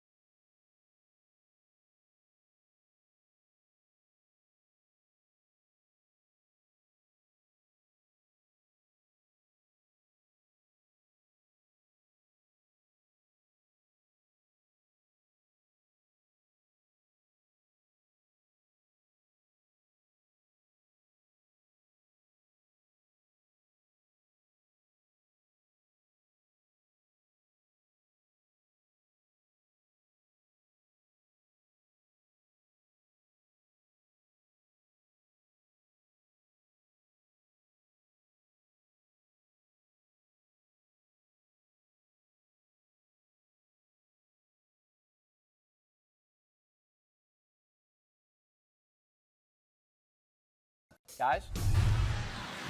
All right, Paul, thanks. Boy, David Ortiz having one of his best years and calling it quits after this season. And Jake Arrieta was trailing after giving up 2 runs in the top of the 4th, but his team comes back to score 3, the Rizzo homer. And now Jordy Mercer sent a ball to the wall in left center field, and he led off the 3rd inning.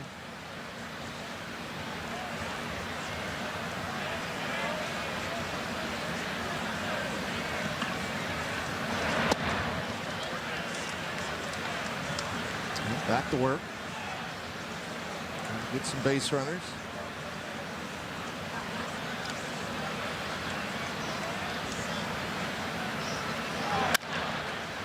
To third, Chris Bryant.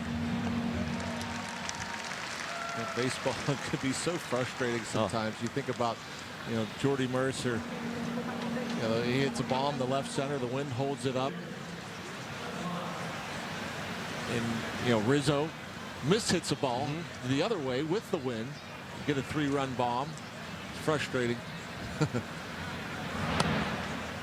Now Locke.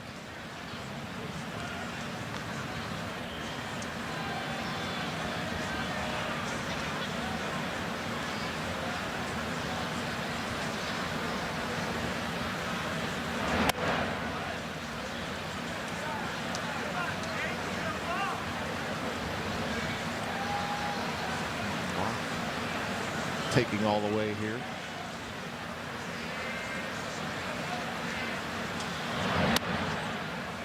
Hmm, 3-0. Take 2 more.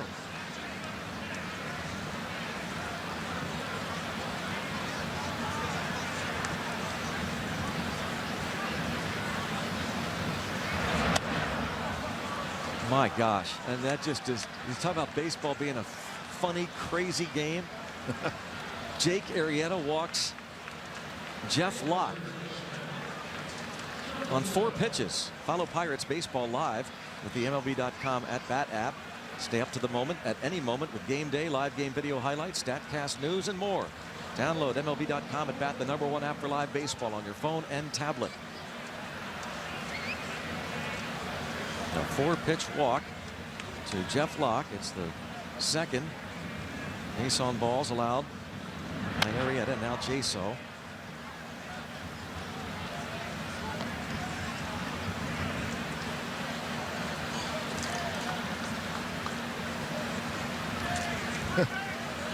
Big fist.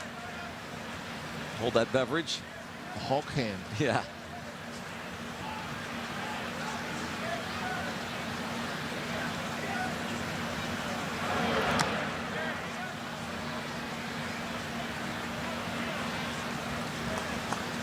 Jaso has grounded out and struck out. And now 1 for 10 against Jake Arrieta. Matt Joyce is a .412 career hitter against Arrieta. Clint Hurdle was asked about that. He said, yeah, I started him just to see what his swings would look like against Arrieta in that game May the 3rd at PNC Park, and he was 0 for 3 with 3 groundouts. So I want to, with that day off the other day, I want to get my regulars back in there.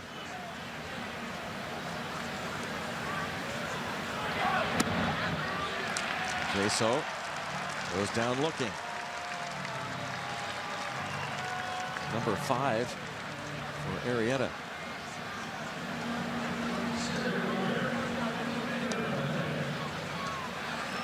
This season, the breakdown of pitches and what the opposition hits against him coming into this game. Yeah. Pretty impressive that the Pirates all in 1 inning. 3 hits, producing the first couple of runs on that slide against that slider.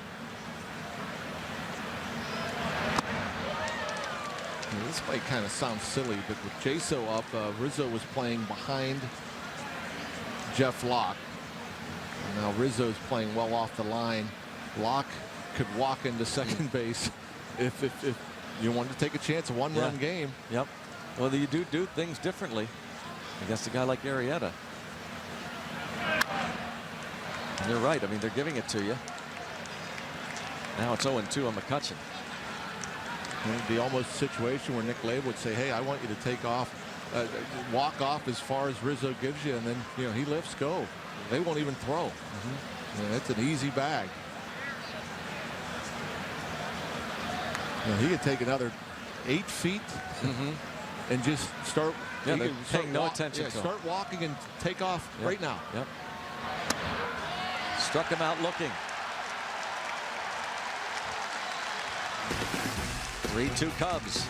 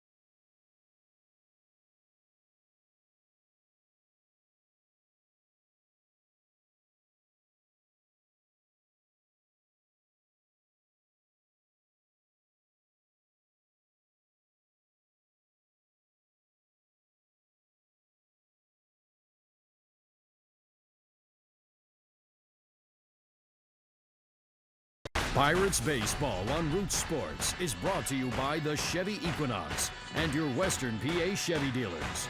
And by Barrel. We'll beat anybody's price. Find out more at barrel.com. Let's go Bucks!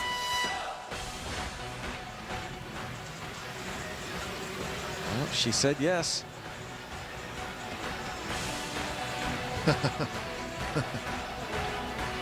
At the ballpark, happy couple there. Cub fans to boot. 3-2 Chicago. Dexter Fowler takes ball one.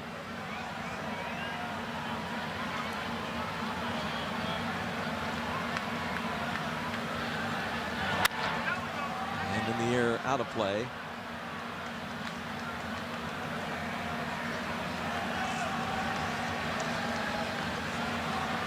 Back to work for Jeff Locke. Top of the order, Fowler, Hayward, Bryant.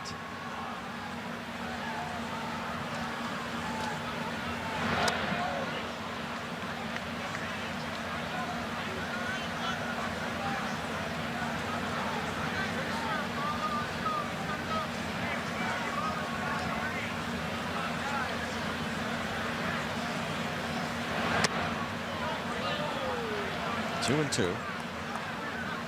Line to center in the first. Hit a ball to the warning track his last time up. Third time through the order for Locke.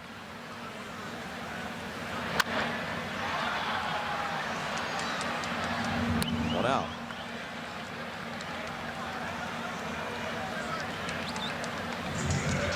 Fowler 0 for 3. The fourth inning started with Jason Hayward. With that slow chopper to the right side of the infield. Josh Harrison going to John Jaso. The first base umpire Todd Titchener called Hayward safe. Pirates decided not to challenge it. Close play. Chris Bryant then walked and Rizzo homered.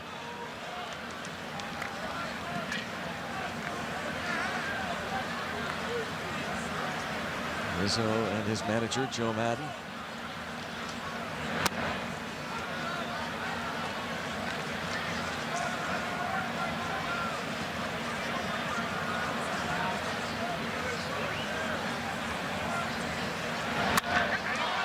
And a base hit into left center.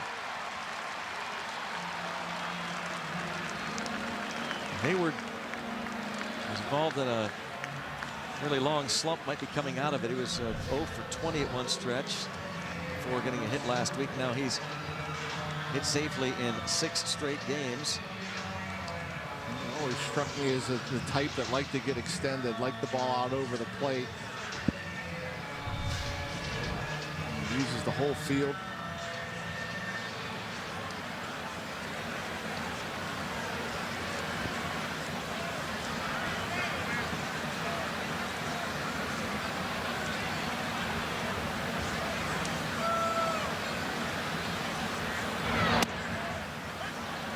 Good pitch there, good location again. That Jeff Locke able to throw that fastball down and away to the righties. Seeing it more and more, that combination, the fastball away, changeup away. And he still has this, that's ability to go in on righties.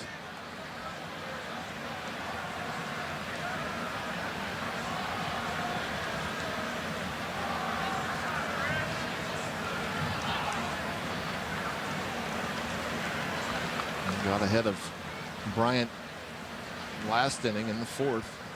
Was ahead 1 and 2, ended up walking him. Never a good idea in front of Rizzo.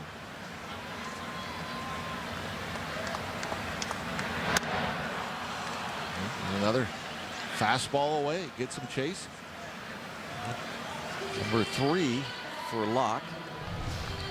This is too close to take. It appeared to be just off the plate. It was. Bryant just trying to fight it off. He gets by him.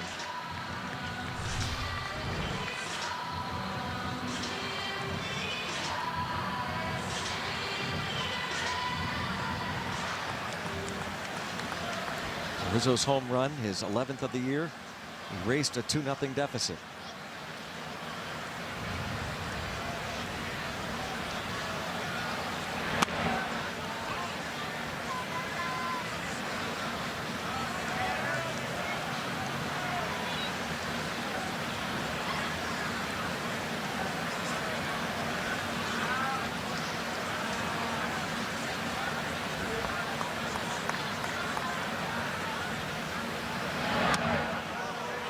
Two-0.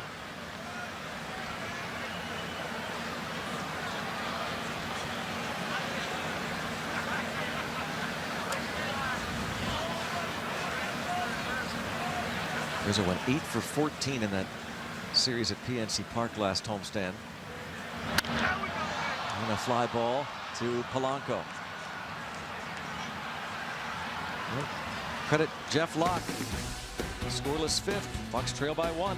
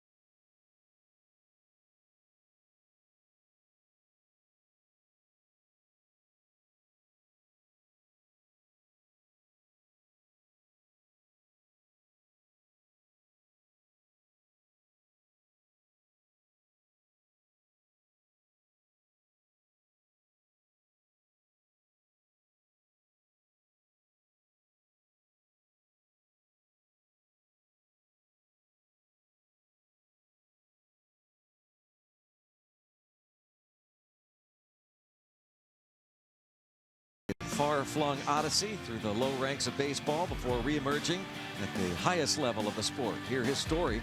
New Inside Pirates Baseball presented by Allegheny Health Network today after postgame on Root Sports.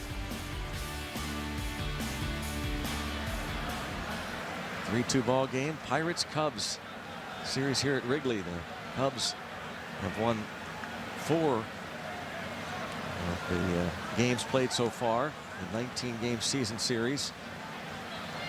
And they lead the Central by 8 games over Pittsburgh. Blanco showed bunt, but able to pull back.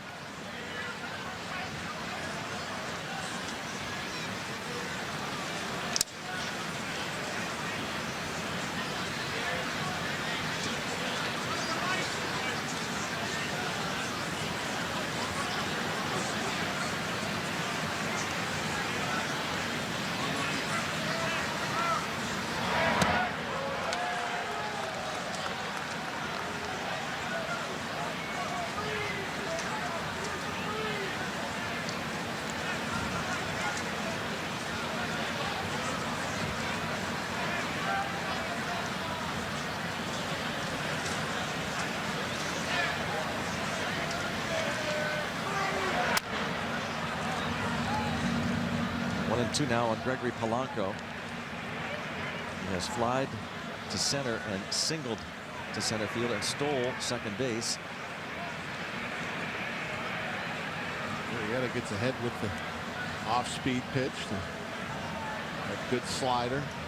The last couple of batters he finished with the fastball. And that's what he tried to do there. We got Jason McCutcheon looking at fastballs. Last 2 outs in the 5th. Missing badly with that offering. 93 miles per hour.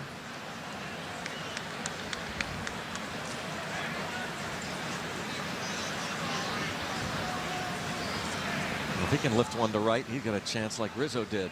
Sure. Looks like a curveball.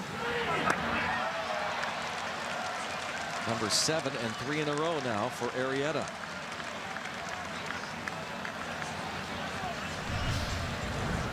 Yeah, he's got a good curveball too. Late downward action.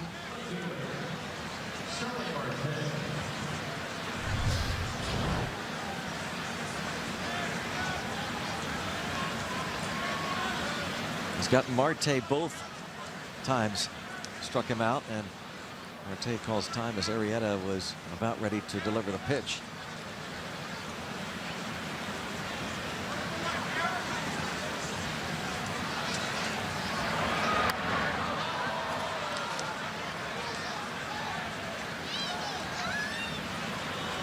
Arrieta looking for his 7th consecutive win this season. Already became the first Cubs pitcher with wins in his first 6 starts since 1908. 3-finger Mordecai Brown on each of his first 11 starts in 1908.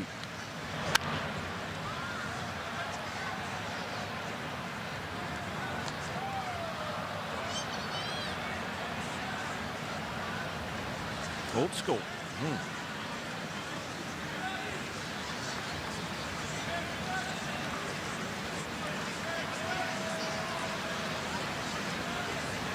Despite the elements. Struck him out looking. 8 Ks for Arrieta. 3 straight times he's gotten Marte. And now he has struck out 4 in a row. And again, gets ahead with the off-speed stuff, finishes it with the fastball. 2-seamer, perfectly placed.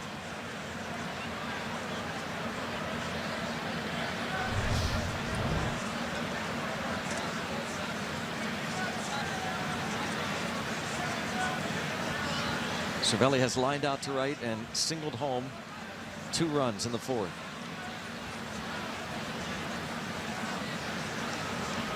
Maybe the Pirates trying to disrupt his timing, anything they can think of, calling timeout late.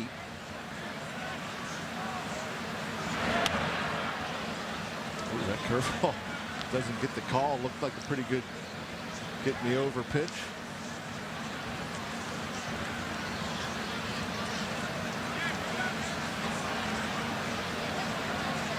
in on that outside corner.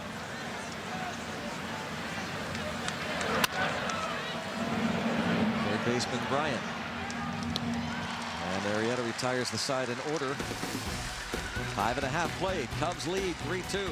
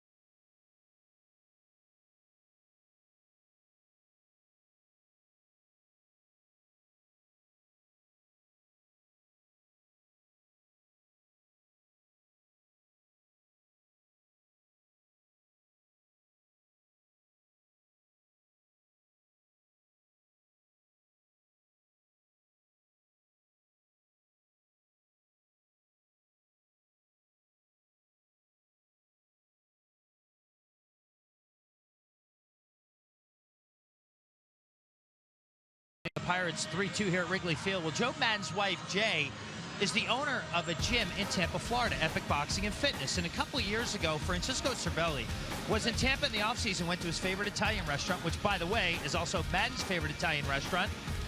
They got together. Madden invited him over with his wife, Jay, and said, hey, do you have a place to work out? Cervelli says, yeah, we have a couple. I just saw some footage from our IPV special on Francisco Cervelli taken at that gym. And Madden says to Cervelli, hey, you should come check out Jay's gym and see what you think of it. Madden set the whole thing up, and the rest, as they say, was history. And Francisco Cervelli's off-season spot, Greg and John, is the Epic Boxing and Fitness Gym owned by Jay Madden. How about that?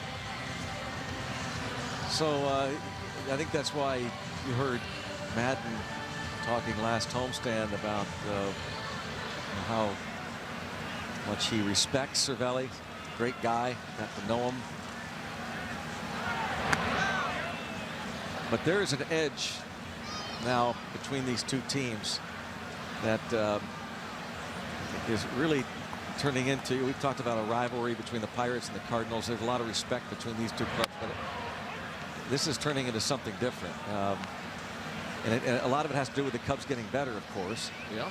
And now really taking it to the Pirates, going back to the wild card game. But when Chris Coughlin took out their star third baseman, Jung Ho Kang, late last summer and ended his year, a very traumatic knee and leg injury, and only this road trip did he come back. Going back to that wild card game. And then here today, Kang hit square in the back.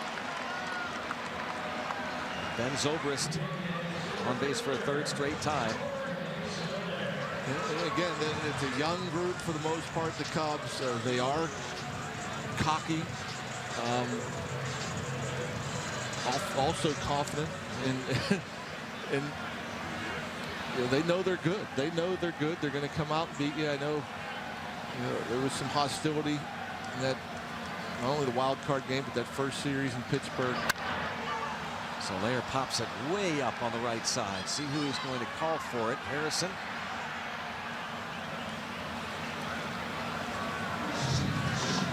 And surprised we haven't really seen anything after that Jung Ho Kang. And nothing has happened. I mean, that's right in the middle of the bat, right between the A and the N and Kang. And if you really want to send the message that we aren't going to take it anymore, easy for, I guess, us to say up here, but when you hit the first guy you see in the bottom half of the inning, and there are no questions asked. Exactly.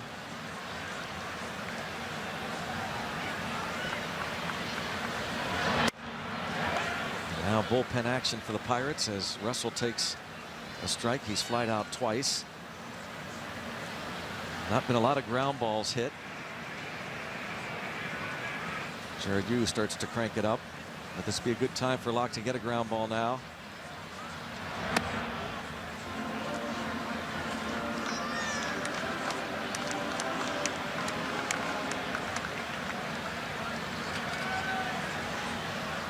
Eleven outs in the air.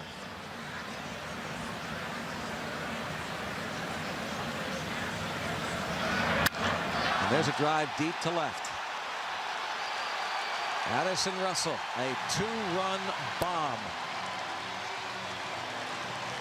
And now it is 5-2.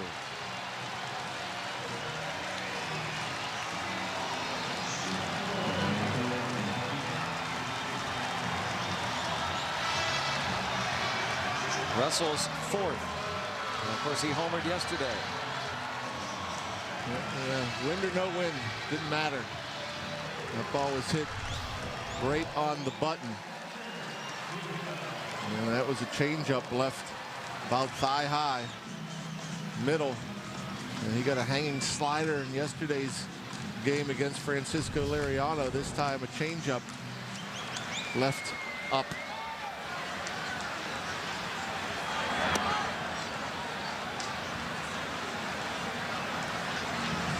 Russell now with 4 homers, 27 ribbies on the year.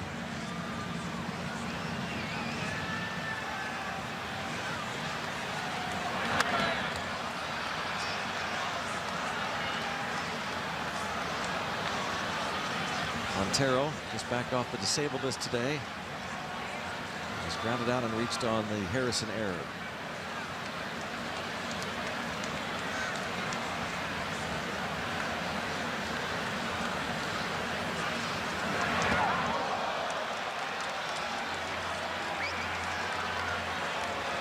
Hit by the 0-2 pitch, and now both benches are warned.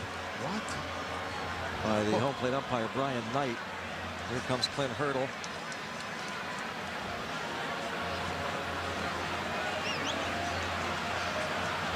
Cervelli basically saying, what is going on here?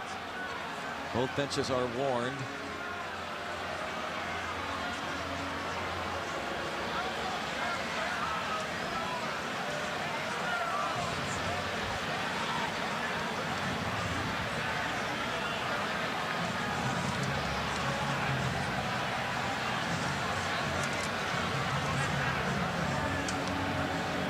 On. That's Cervelli talking to the crew chief, Bill Welke. Just nicked his jersey. That's I mean, he's another guy. It's fairly close to the dish. The ball's not that far off the plate. Now Clint Hurdle going to go to the right-hander Jared Hughes. That will be it for Locke.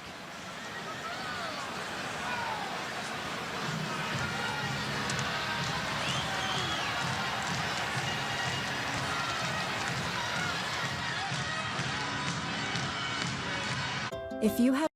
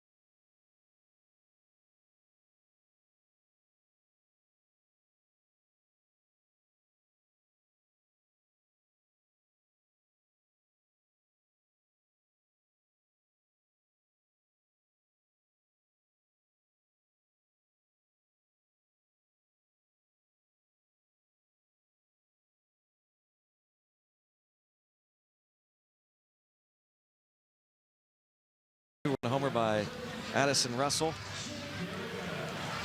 And that young Cub fan watching Jared Hughes take over to face Jake Arrieta. 7th appearance for Jared. Well, back-to-back games, Clint Hurdle calls on a reliever to face a pitcher. Yeah. Pulled Liriano in the 5th inning yesterday and brought in Vogelsong with 2 outs in the 5th to face Hamill.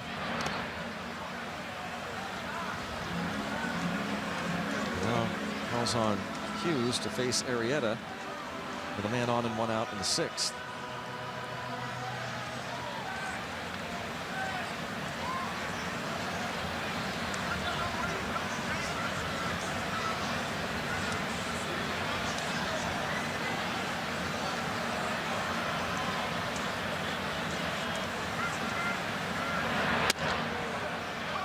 That's a good pitch.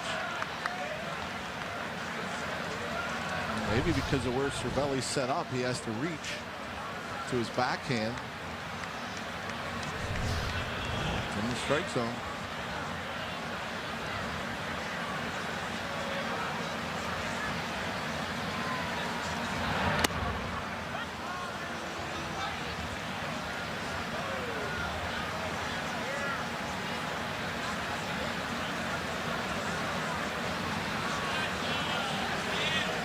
Two and two.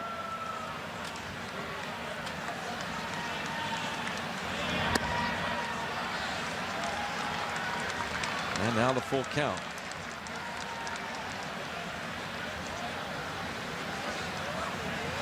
Dexter Fowler on deck.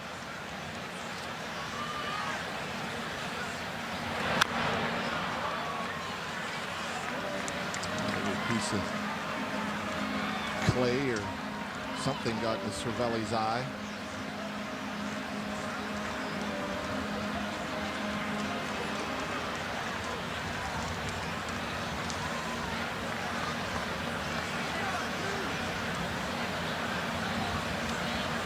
It's okay.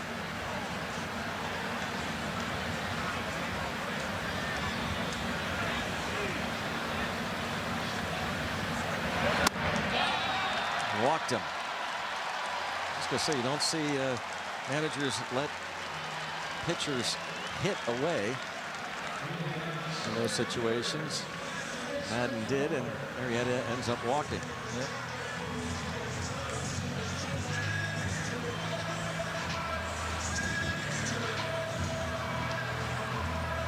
Now Fowler turns over to the left side against the righty Jared Hughes.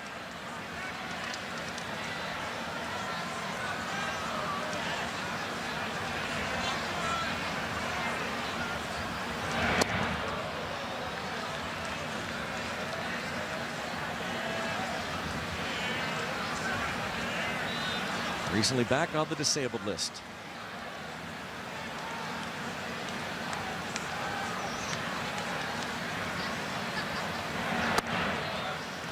Watching that sinker sitting at 90 to 92. I know Jared thought maybe he was a little too strong when he first came off the DL. Wasn't getting the movement that he wanted. Now it looks like maybe backing off a little bit velocity wise to get that good sink on the fastball. He's in the air to left, and Marte gonna have to play it on the hop. Another run in. And now it is 6-2.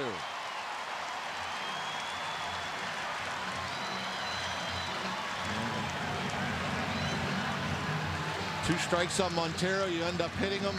You walk the opposing pitcher. And a lot of times it's going to come back and bite you, and it does here. That ball's hit off the end of the bat, just a little bloop into no man's land. But that's the hit obviously hurts you, but it's set up by the hit batter in the walk. And there's no way that Locke was, by the way, sending a message. If he was, then shame on him and the Pirates on Montero. That's ridiculous. Do you think that Locke was intentionally, if he was, shame on him? Because that doesn't send any message to anybody. No. breezing him on the jersey on an 0-2 pitch. And it closes the book on him, and it turns out to be a not so great outing for him. 6 runs in 5 1/3. And if you're going to send a message, you don't want it to look like an accident. Yeah, I wonder. An 0-2 pitch off the jersey is not an accident. Or, I mean, it looks like an accident. It is an accident. Yeah. I mean, it's obviously an accident. It's if you're going to send a message and say, hey, I'm protecting my guy Gung. And again, the time to do it, yeah. I'm sorry, is when Hayward comes to the plate in the bottom of the 4th leading off. Right after that. Bang. Yep. You send the message. Or when the pitcher comes up. Yeah.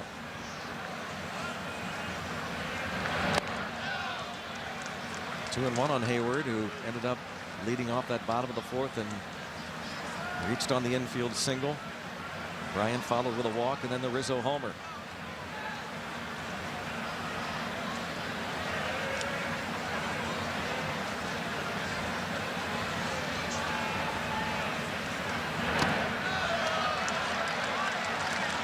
Three and one, and now Hughes in danger of walking Hayward ahead of Chris Bryant, and this game is close to getting out of hand. Not already, with Arrieta on the mound and a 4-run lead. A.J. Schugel up.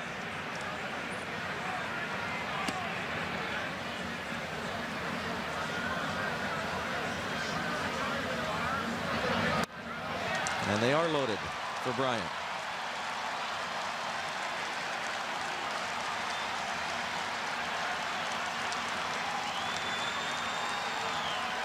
Euclides Rojas has taken over as the acting pitching coach. Ray Searage ejected in the 4th inning. And everybody up for Chris Bryant.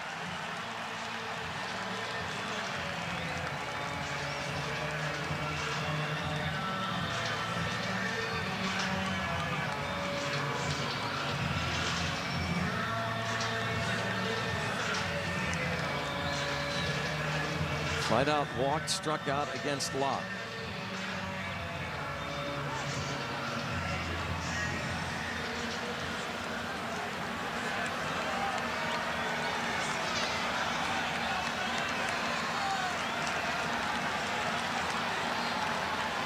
Homered yesterday.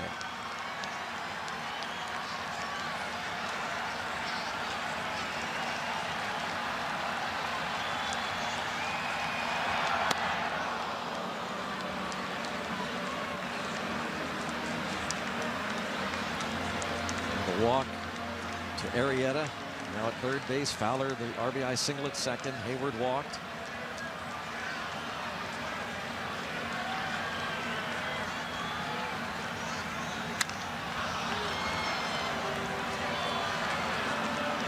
The 2 count on the 24-year-old Las Vegas native. Career with the bases loaded already. This young career. 3 grand slams. Just 7 months in the big leagues.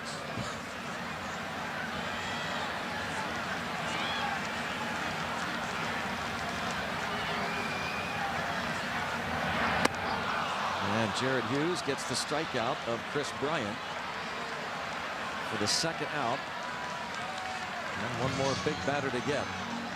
Yeah, Jared Hughes he added a little bit. This first fastball at 93, the firmest of the afternoon for him. And you know the sink is good when you get the guys chasing down in the zone. And after 2 straight sinkers, goes back to it 0-2, and that pitch well out of the zone and down. And when you can get a big league hitter to chase a fastball down around the ankles, that's got pretty good movement. Rizzo had a 3-run homer off Locke in the 4th. That gave the Cubs a 3-2 lead. Addison Russell a 2-run homer here in the 6th.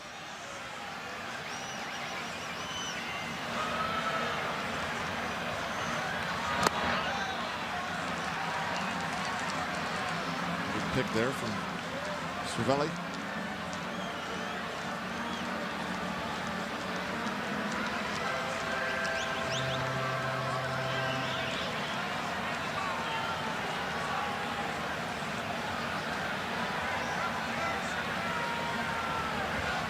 Was a 4 for 10 in his career against Hughes. Hughes retired him yesterday, getting Rizzo to fly to left in the 7th inning of the 9-4 Cub victory. He has 2 career grand slams. Anthony Rizzo, drafted in the 6th round by the Boston Red Sox in 2007.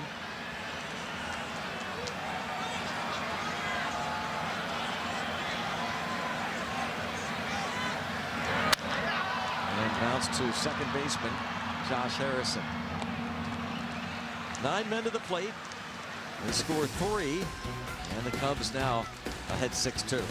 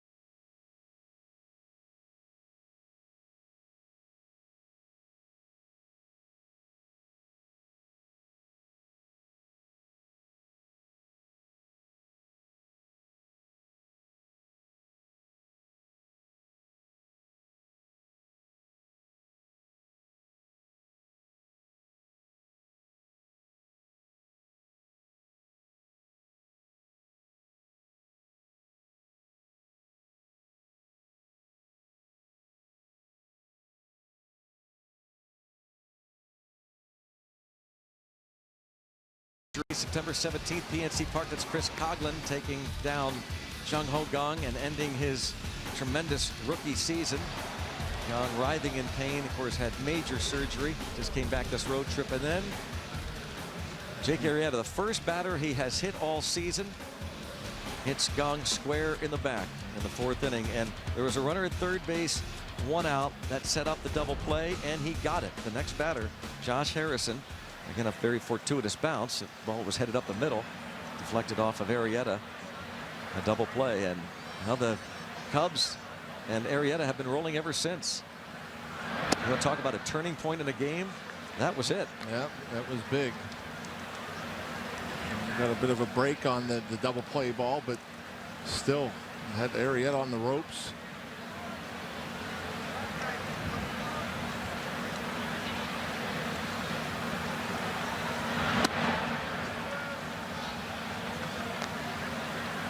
Cubs have now Chris Bryant in left field.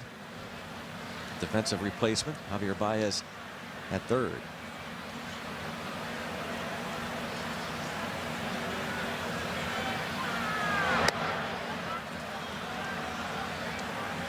Another thing I noticed is we slowed it down and showed that pitch that hit Jung Ho in the back. You know, he has the big leg kick. We've seen that at times. He's abbreviated it, not lifted it up so high. But it's this one to right for Hayward.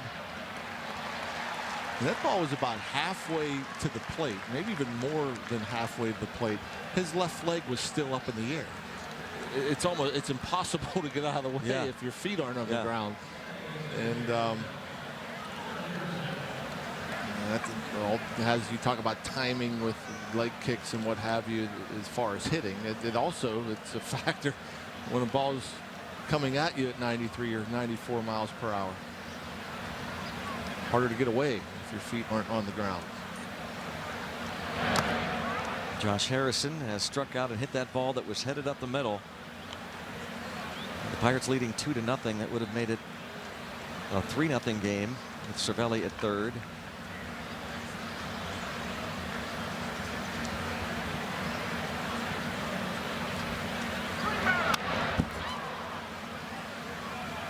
Arrieta has now retired 6 straight.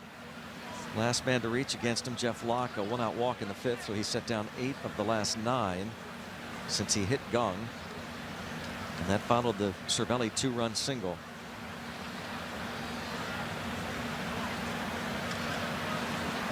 So now 90 pitches and bullpen action for the Cubs. Out of play.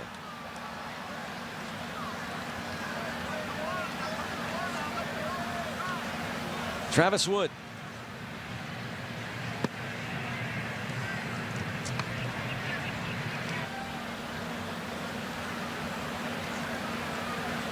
Seems to me that Arrieta is the type of guy that, if he gets into trouble, he's getting out of the trouble.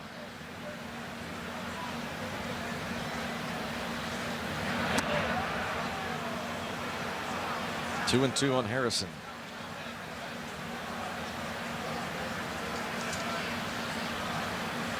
National League Cy Young Award winner. Career high 22 wins for him last year.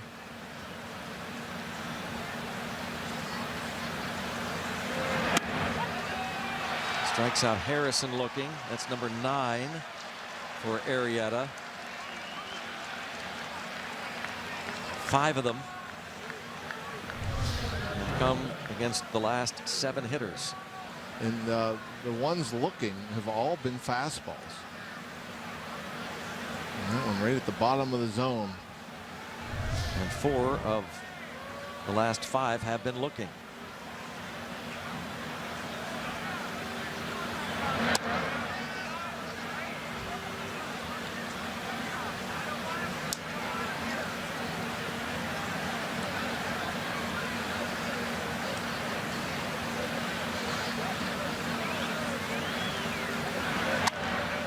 Popped up. And Montero catches the foul pop. So Jake Arrieta has retired 8 in a row.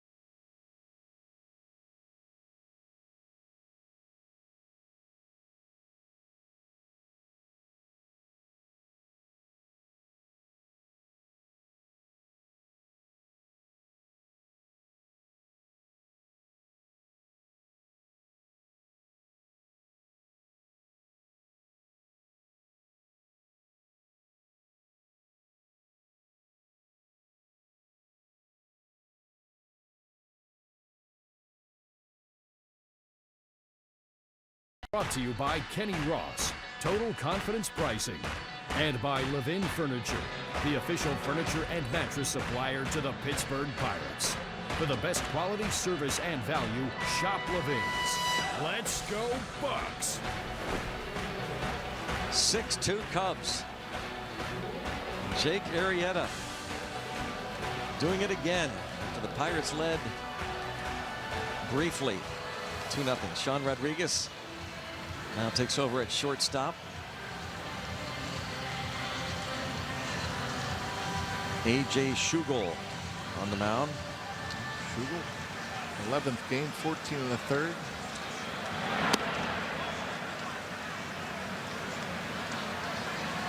I think he's done pretty good work. I mean, he's aggressive, throws strikes. He's gotten hurt on a couple of changeups, and both changeups I didn't think were that bad of pitches. He's given up 2 home runs on changeups on the outside corner, just above the knee. Yeah, you hope it doesn't change his aggressiveness, because that is what you've liked about him. And now he falls behind 3-0.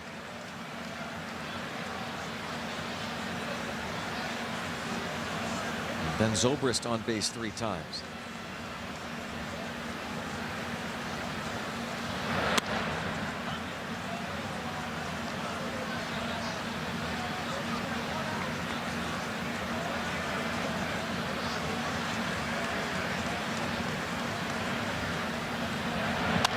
Pirates made the decision when they wanted to get back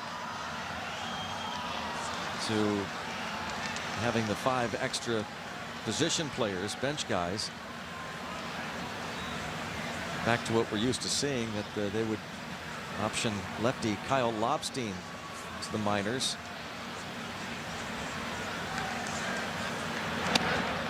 And a walk to Zobrist, and he's on base for a 4th straight time. Corey Lupke not too far away from returning. A left-hander, been on the disabled list for a few weeks. And Jake Arrieta looks like he might be done, so the bullpen's going to go to work.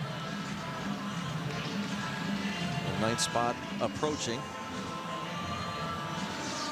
Soler will be followed by Russell, Montero, and then the pitcher spot if it gets to that point. Baez rather leads off. Javier Baez with the Soler leaving for defensive purposes.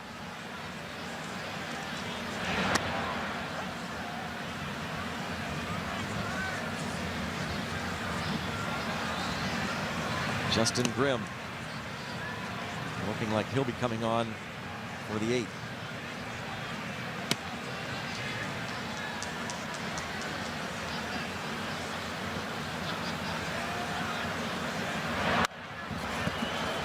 To see what the Pirates decide to do with Lobstein. Sounds like they'll get him stretched out down in the minor leagues, and then he'll join the rotation.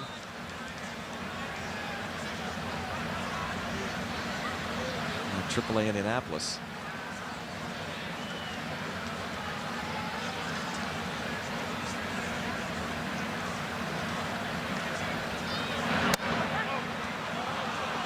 Schugel gets Baez.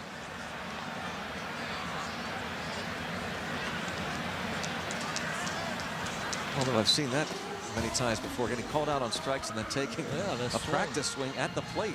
It's weird. Well, tomorrow, Nissan Road Ahead. The finale of this road trip features Garrett Cole against John Lester. Coverage begins at 1:30. Lester off to a 4-1 start. Garrett Cole at 3-3. John Lester, Jake Arrieta, Jason Hamill in the top 10 in ERA in the National League.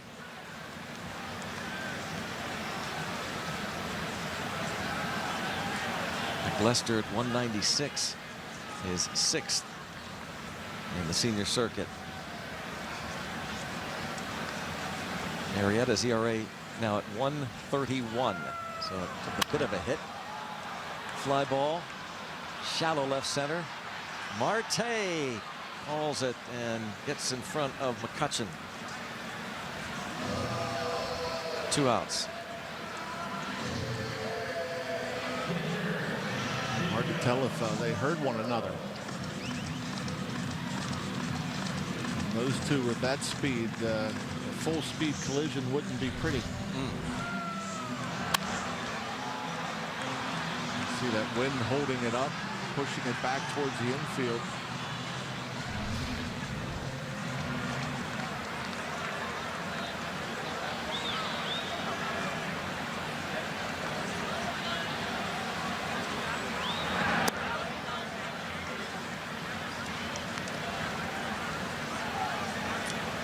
Back out, though the bullpen continues to work.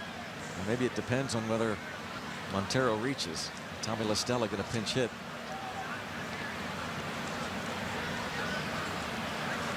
Or maybe it's just a bluff. Maybe Arrieta's done regardless.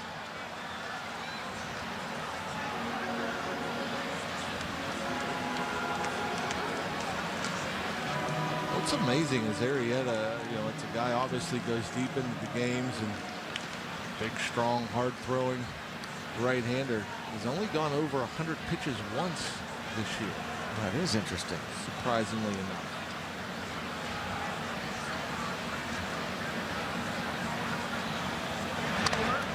Arrieta at 95, and wow, that ball went off of Brian Knight. And Cervelli, we've seen this happen a handful of times this year. He quickly turns around and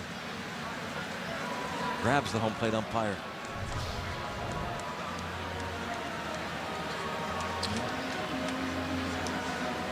It's stunned. I'm going to check on him. Yeah, the only Arrieta. We make sure he's all right. Looks like he's okay. But yeah, he's been at exactly 100 pitches a couple of times, but the only time over 119, that was the no-hitter he threw against the Reds. Well, with that in mind, it seems a foregone conclusion that he is not going to go out there for the 8th.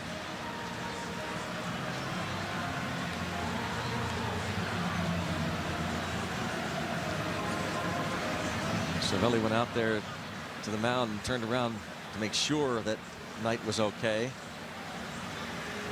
I think it was Ed Halber, the assistant trainer, who came out to check on Brian Knight.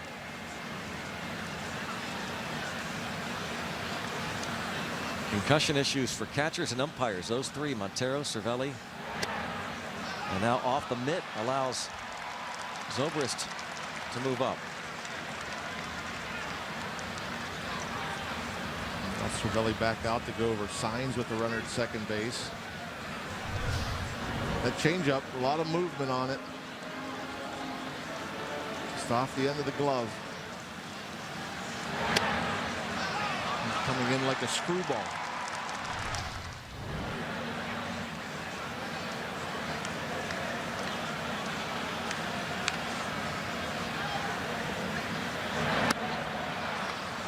A.J. Schugel pitches a scoreless bottom of the 7th. We'll see if Arrieta comes out for the 8th.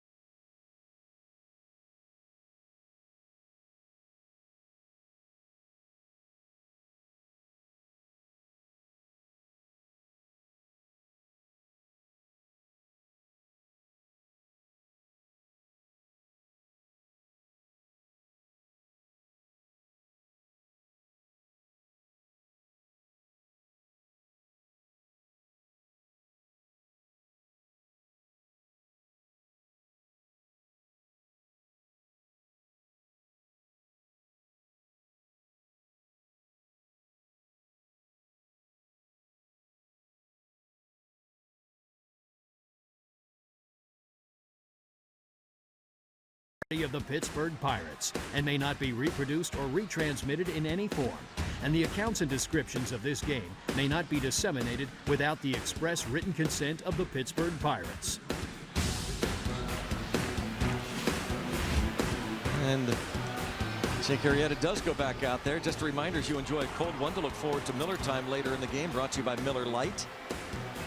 I was wondering, John, if the Pirates thought that Arrieta had a chance of going back out there, would you have worked around Montero and forced the issue?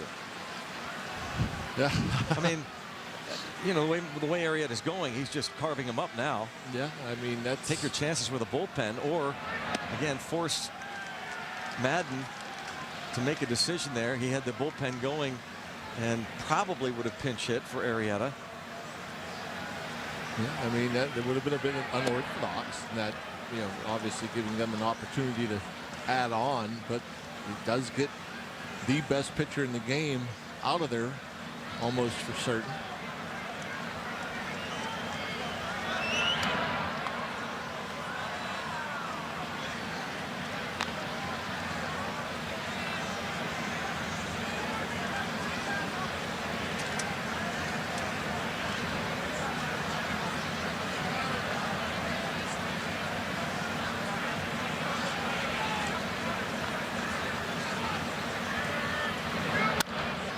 Rodriguez, his first at bat, fouls it out of play. He had one of the 2 hits against Arrieta at PNC Park earlier this month. Pirates had a 2-0 lead in the top of the 4th inning after Cervelli singled. Went to second on a throw, brought in McCutchen and Polanco with that hit. 3 hits in the inning against him. Rodriguez caught looking. 10 strikeouts for Arrieta. And it's really something else. Something about this fastball with 2 strikes. It's locking hitters up. They're unable to even offer at it. And that's the last time through the lineup. 5 caught looking, all on the fastball.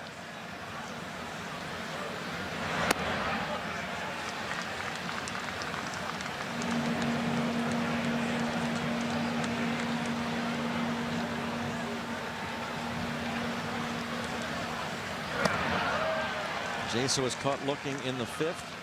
That's when this run started, the strikeout run. Curveball, he hasn't thrown a whole bunch of them, but it's again, that's a above average pitch.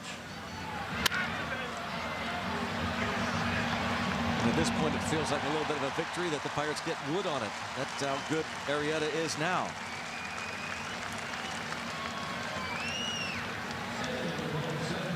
Well, 2 outs in the 8th. Well, fireworks will light up the Pittsburgh skyline this coming Thursday, following the 7:05 game against the Atlanta Braves at PNC Park. Stay after the game for a Zambelli fireworks show. For tickets, go to pirates.com. Fireworks night coming up this homestand Thursday. McCutchen 1 for 3.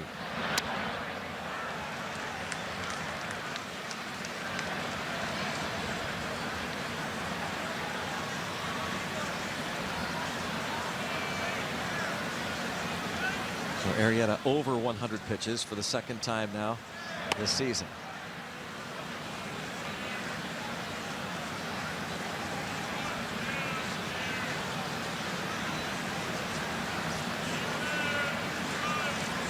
He has retired 10 in a row, 12 of the last 13.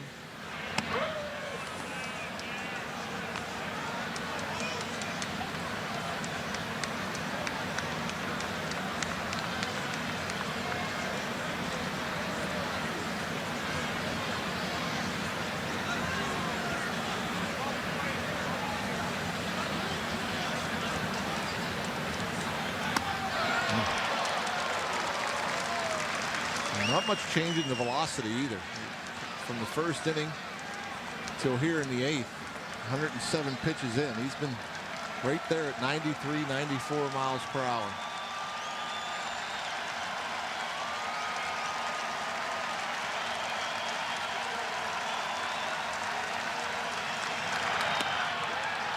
Struck him out looking.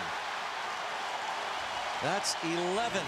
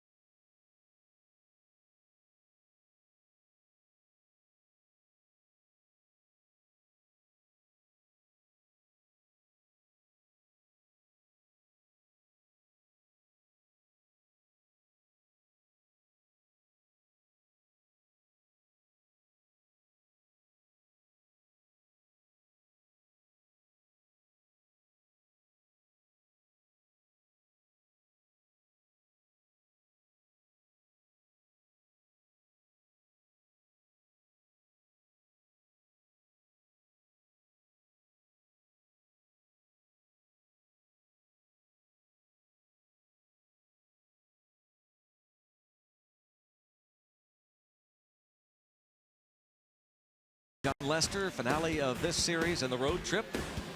Cubs Pirates coverage begins 1:30. The Pirates pregame presented by WB Mason on Root Sports. Cubs up 6-2. That'll be it for Arrieta, who finishes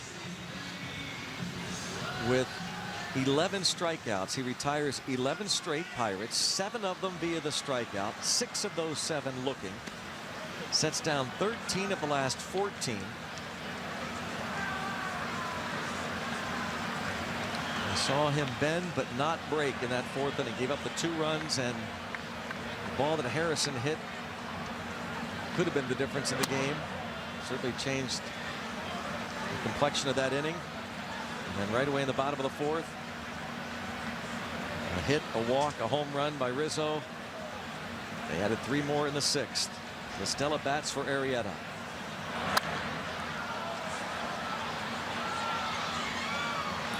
Yeah, you think of that ground ball that Harrison hit back off him as man, pretty impressive line right there. Just the 3 hits, all coming in that 4th inning. 3 hits in a matter of 4 batters. But yeah, if that ball deflects off him, goes to the outfield, who knows? It's 3-0, 1st and 3rd, 1 out. We're still batting. Some bad luck for Jay Hay.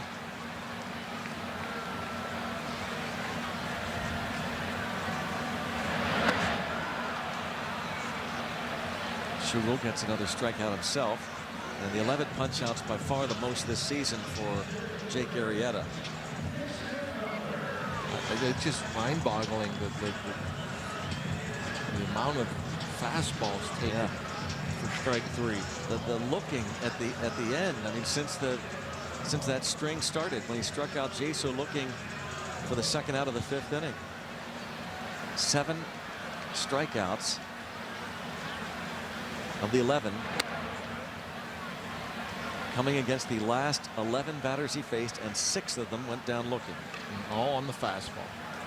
So there's something there, right? I mean, something that hitters aren't picking up or not seeing.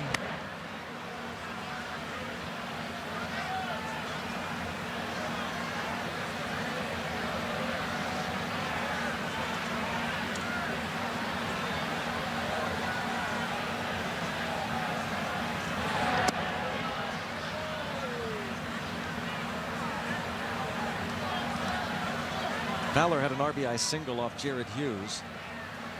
And that closed the book on Jeff Locke, as Miguel Montero, who had been hit by a pitch, scored.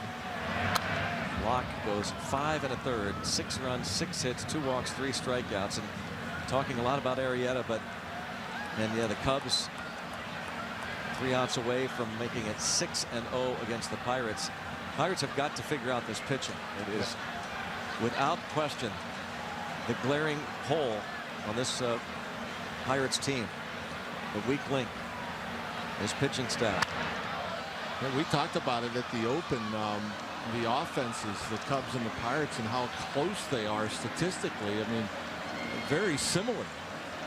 The Cubs averaging almost a run better a game, but as far as average on base, slugging, home runs are even within a handful or so. The pitching, on the other hand, huge difference. And that's why the Cubs are way out in front and by far have the best record in baseball. It has been because of their pitching that is far and away the best in baseball. John Lackey, part of this pitching staff for the Chicago Cubs, leads the league, coming in with a 2.68 team ERA. And they hold their opponents to a 205 batting average.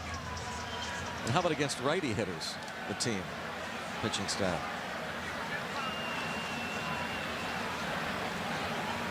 .188 against Cubs pitchers.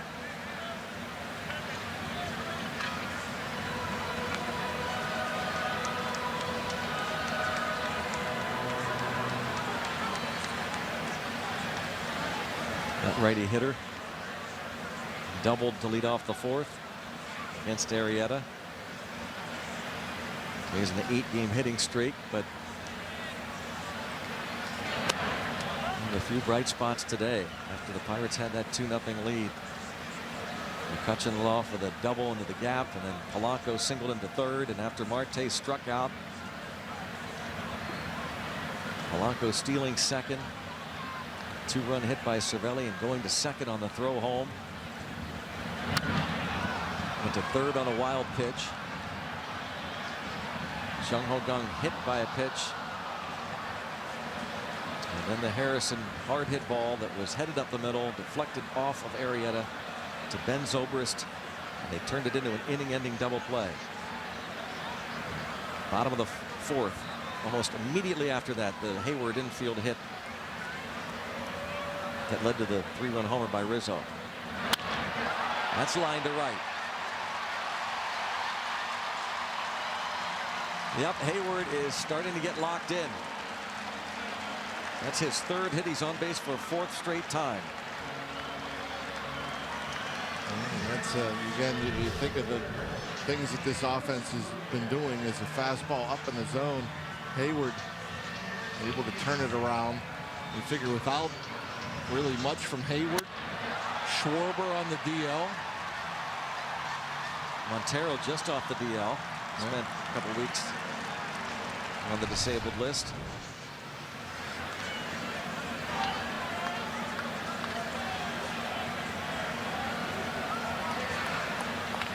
How about Hayward gets 5 doubles? That's the only extra base hits. Over 120 at bats.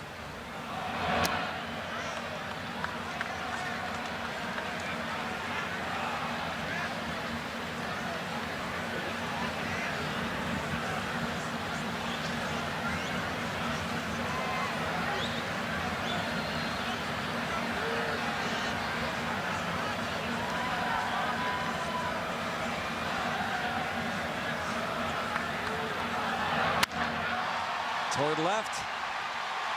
Another hit. Another run. And now Bryant caught between first and second, and Harrison will tag him out. Give him the RBI single to make it 7-2. Yeah, always pretty much a heads-up base runner. Bryant plays good defense. Obviously a great hitter. But here he took the big turnaround first, saw how far off line this throw was, and thought maybe he'd be able to sneak in there. But Jay alert as always. Look how big the turn is. And he puts on the brakes and then made the mistake of thinking he could sneak in there. Dexter Fowler scoring. Hayward to third.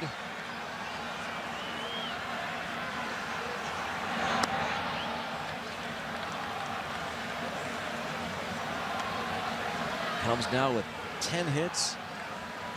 The Pirates with 3, and all 3 coming in that 4th inning. Chris Bryant, his 25th RBI of the year.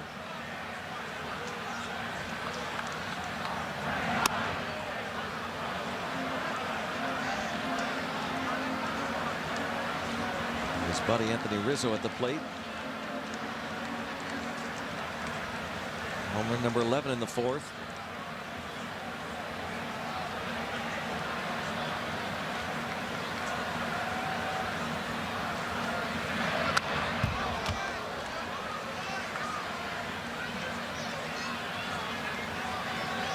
Big cut, fouled back. Got a piece of the camera, I think, behind home plate.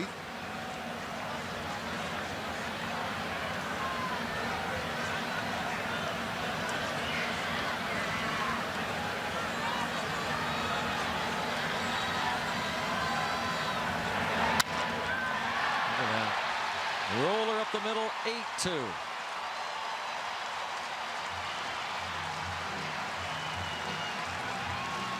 Said it at the outset. Not only are the Cubs winning, they're going to go 27-8 after today. They are just pummeling teams. That's a pretty good pitch down and away and off the end of the bat. Almost sounded like a broken bat. Finds a hole. Nobody there.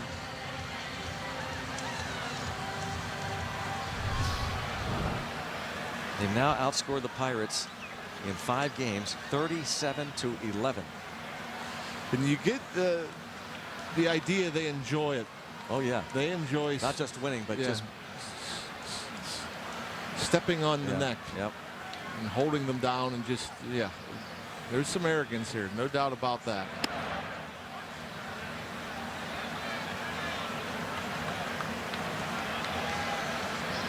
Pirates had Archimedes Caminero loosening in the bullpen. Johnston Grimm for the Cubs going to be coming on.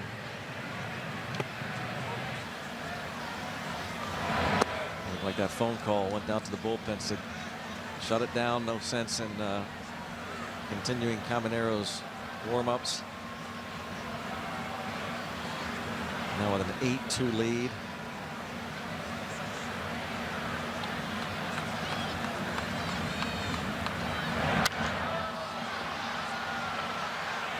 Sean Rodriguez and Josh Harrison, and Harrison will make the catch. 2 more in for the Cubs, leading it 8-2.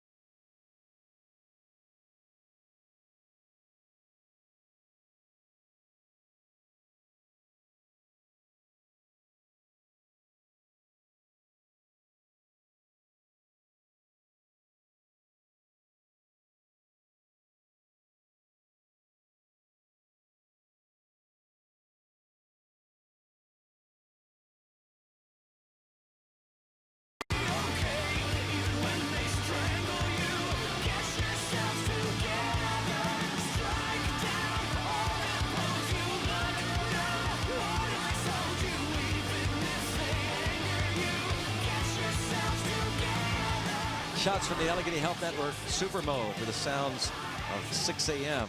Rise. Now the Pirates will have to rise up tomorrow, it looks like.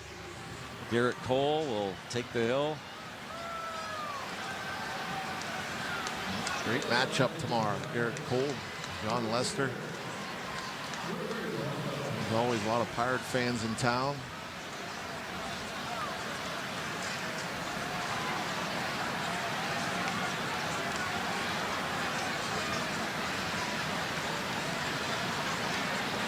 Justin Grimm takes over this 9th inning.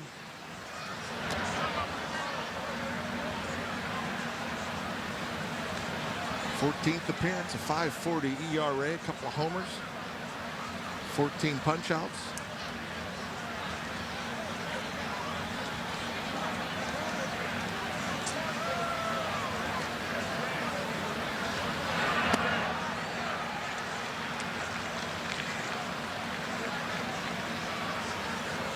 Josh Harrison 0 for 3 today. The only hits belong to Polanco at the plate. McCutchen doubled in the 4th, and Cervelli.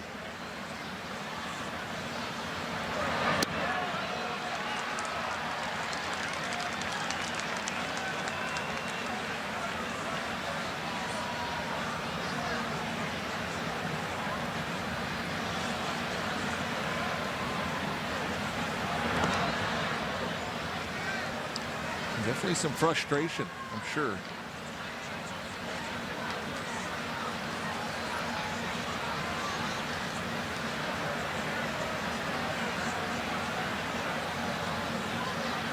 A long season series between these two clubs.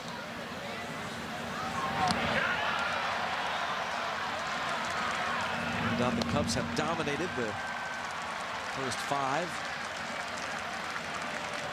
but 14 to go. Yep.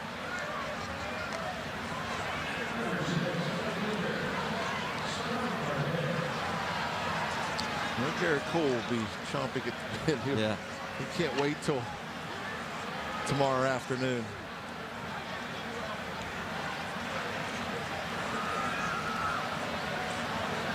He gets Lester tomorrow.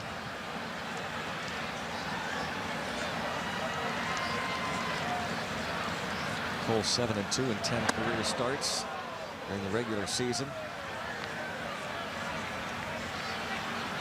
against the Chicago Cubs.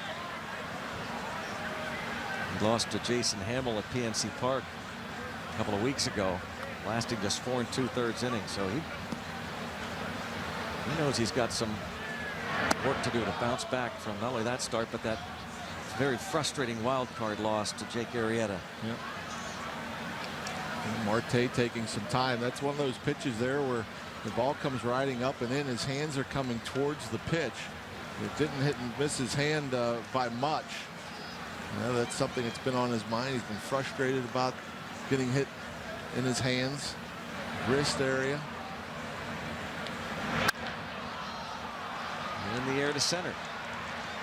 And in right center, it's Hayward for the second out.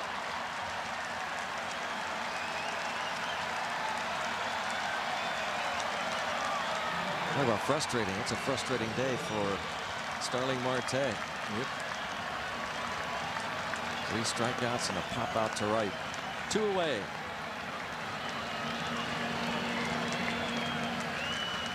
Moments away from one of our favorite songs. Oh, just absolutely love hearing "Go Cubs Go." Play after every Cub win. And it sticks in your brain for at least an hour. Oh yeah. It rings in your ear long after you've left the ballpark.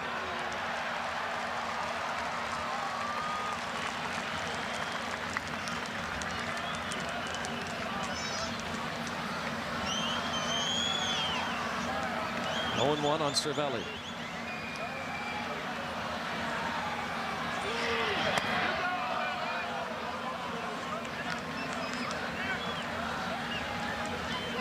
Seems like ages ago that hit to center field. Yeah. Such a promising start to this game in the 4th inning to take that 2-0 lead over Arrieta, who certainly seemed human.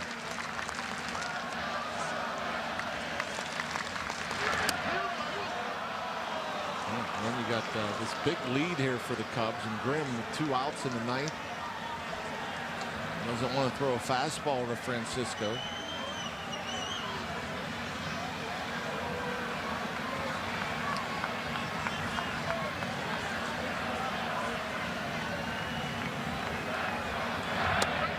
There's one. Yeah.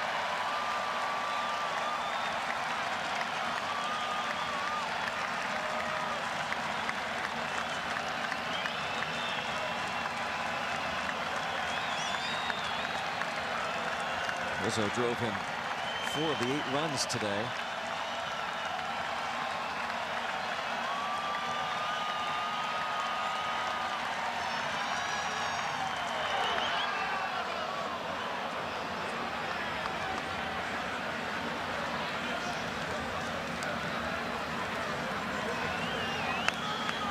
Cervelli is lined to right, singled home a pair of runs, and bounced out to 3rd. Madison Russell, big home run this afternoon in the 6th inning. We had a 3-run homer yesterday.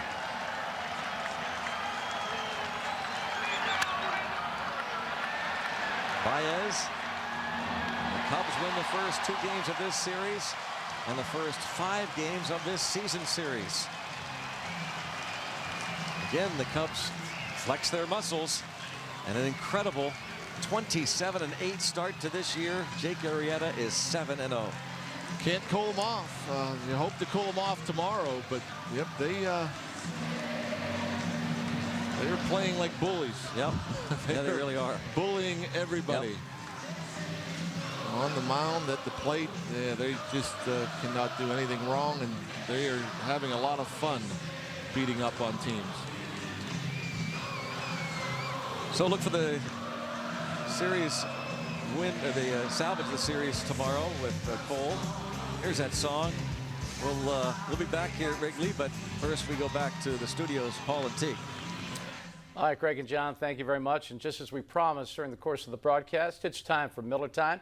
It's presented by Miller Lite, and that guy, Jake Arrieta, is our Miller Time guy. This man is 7-0 on the year, and how about his day today? They did touch him up for 2 in the 4th, but in 8 innings of work, he gives up 3 hits, 2 runs. We told you about those.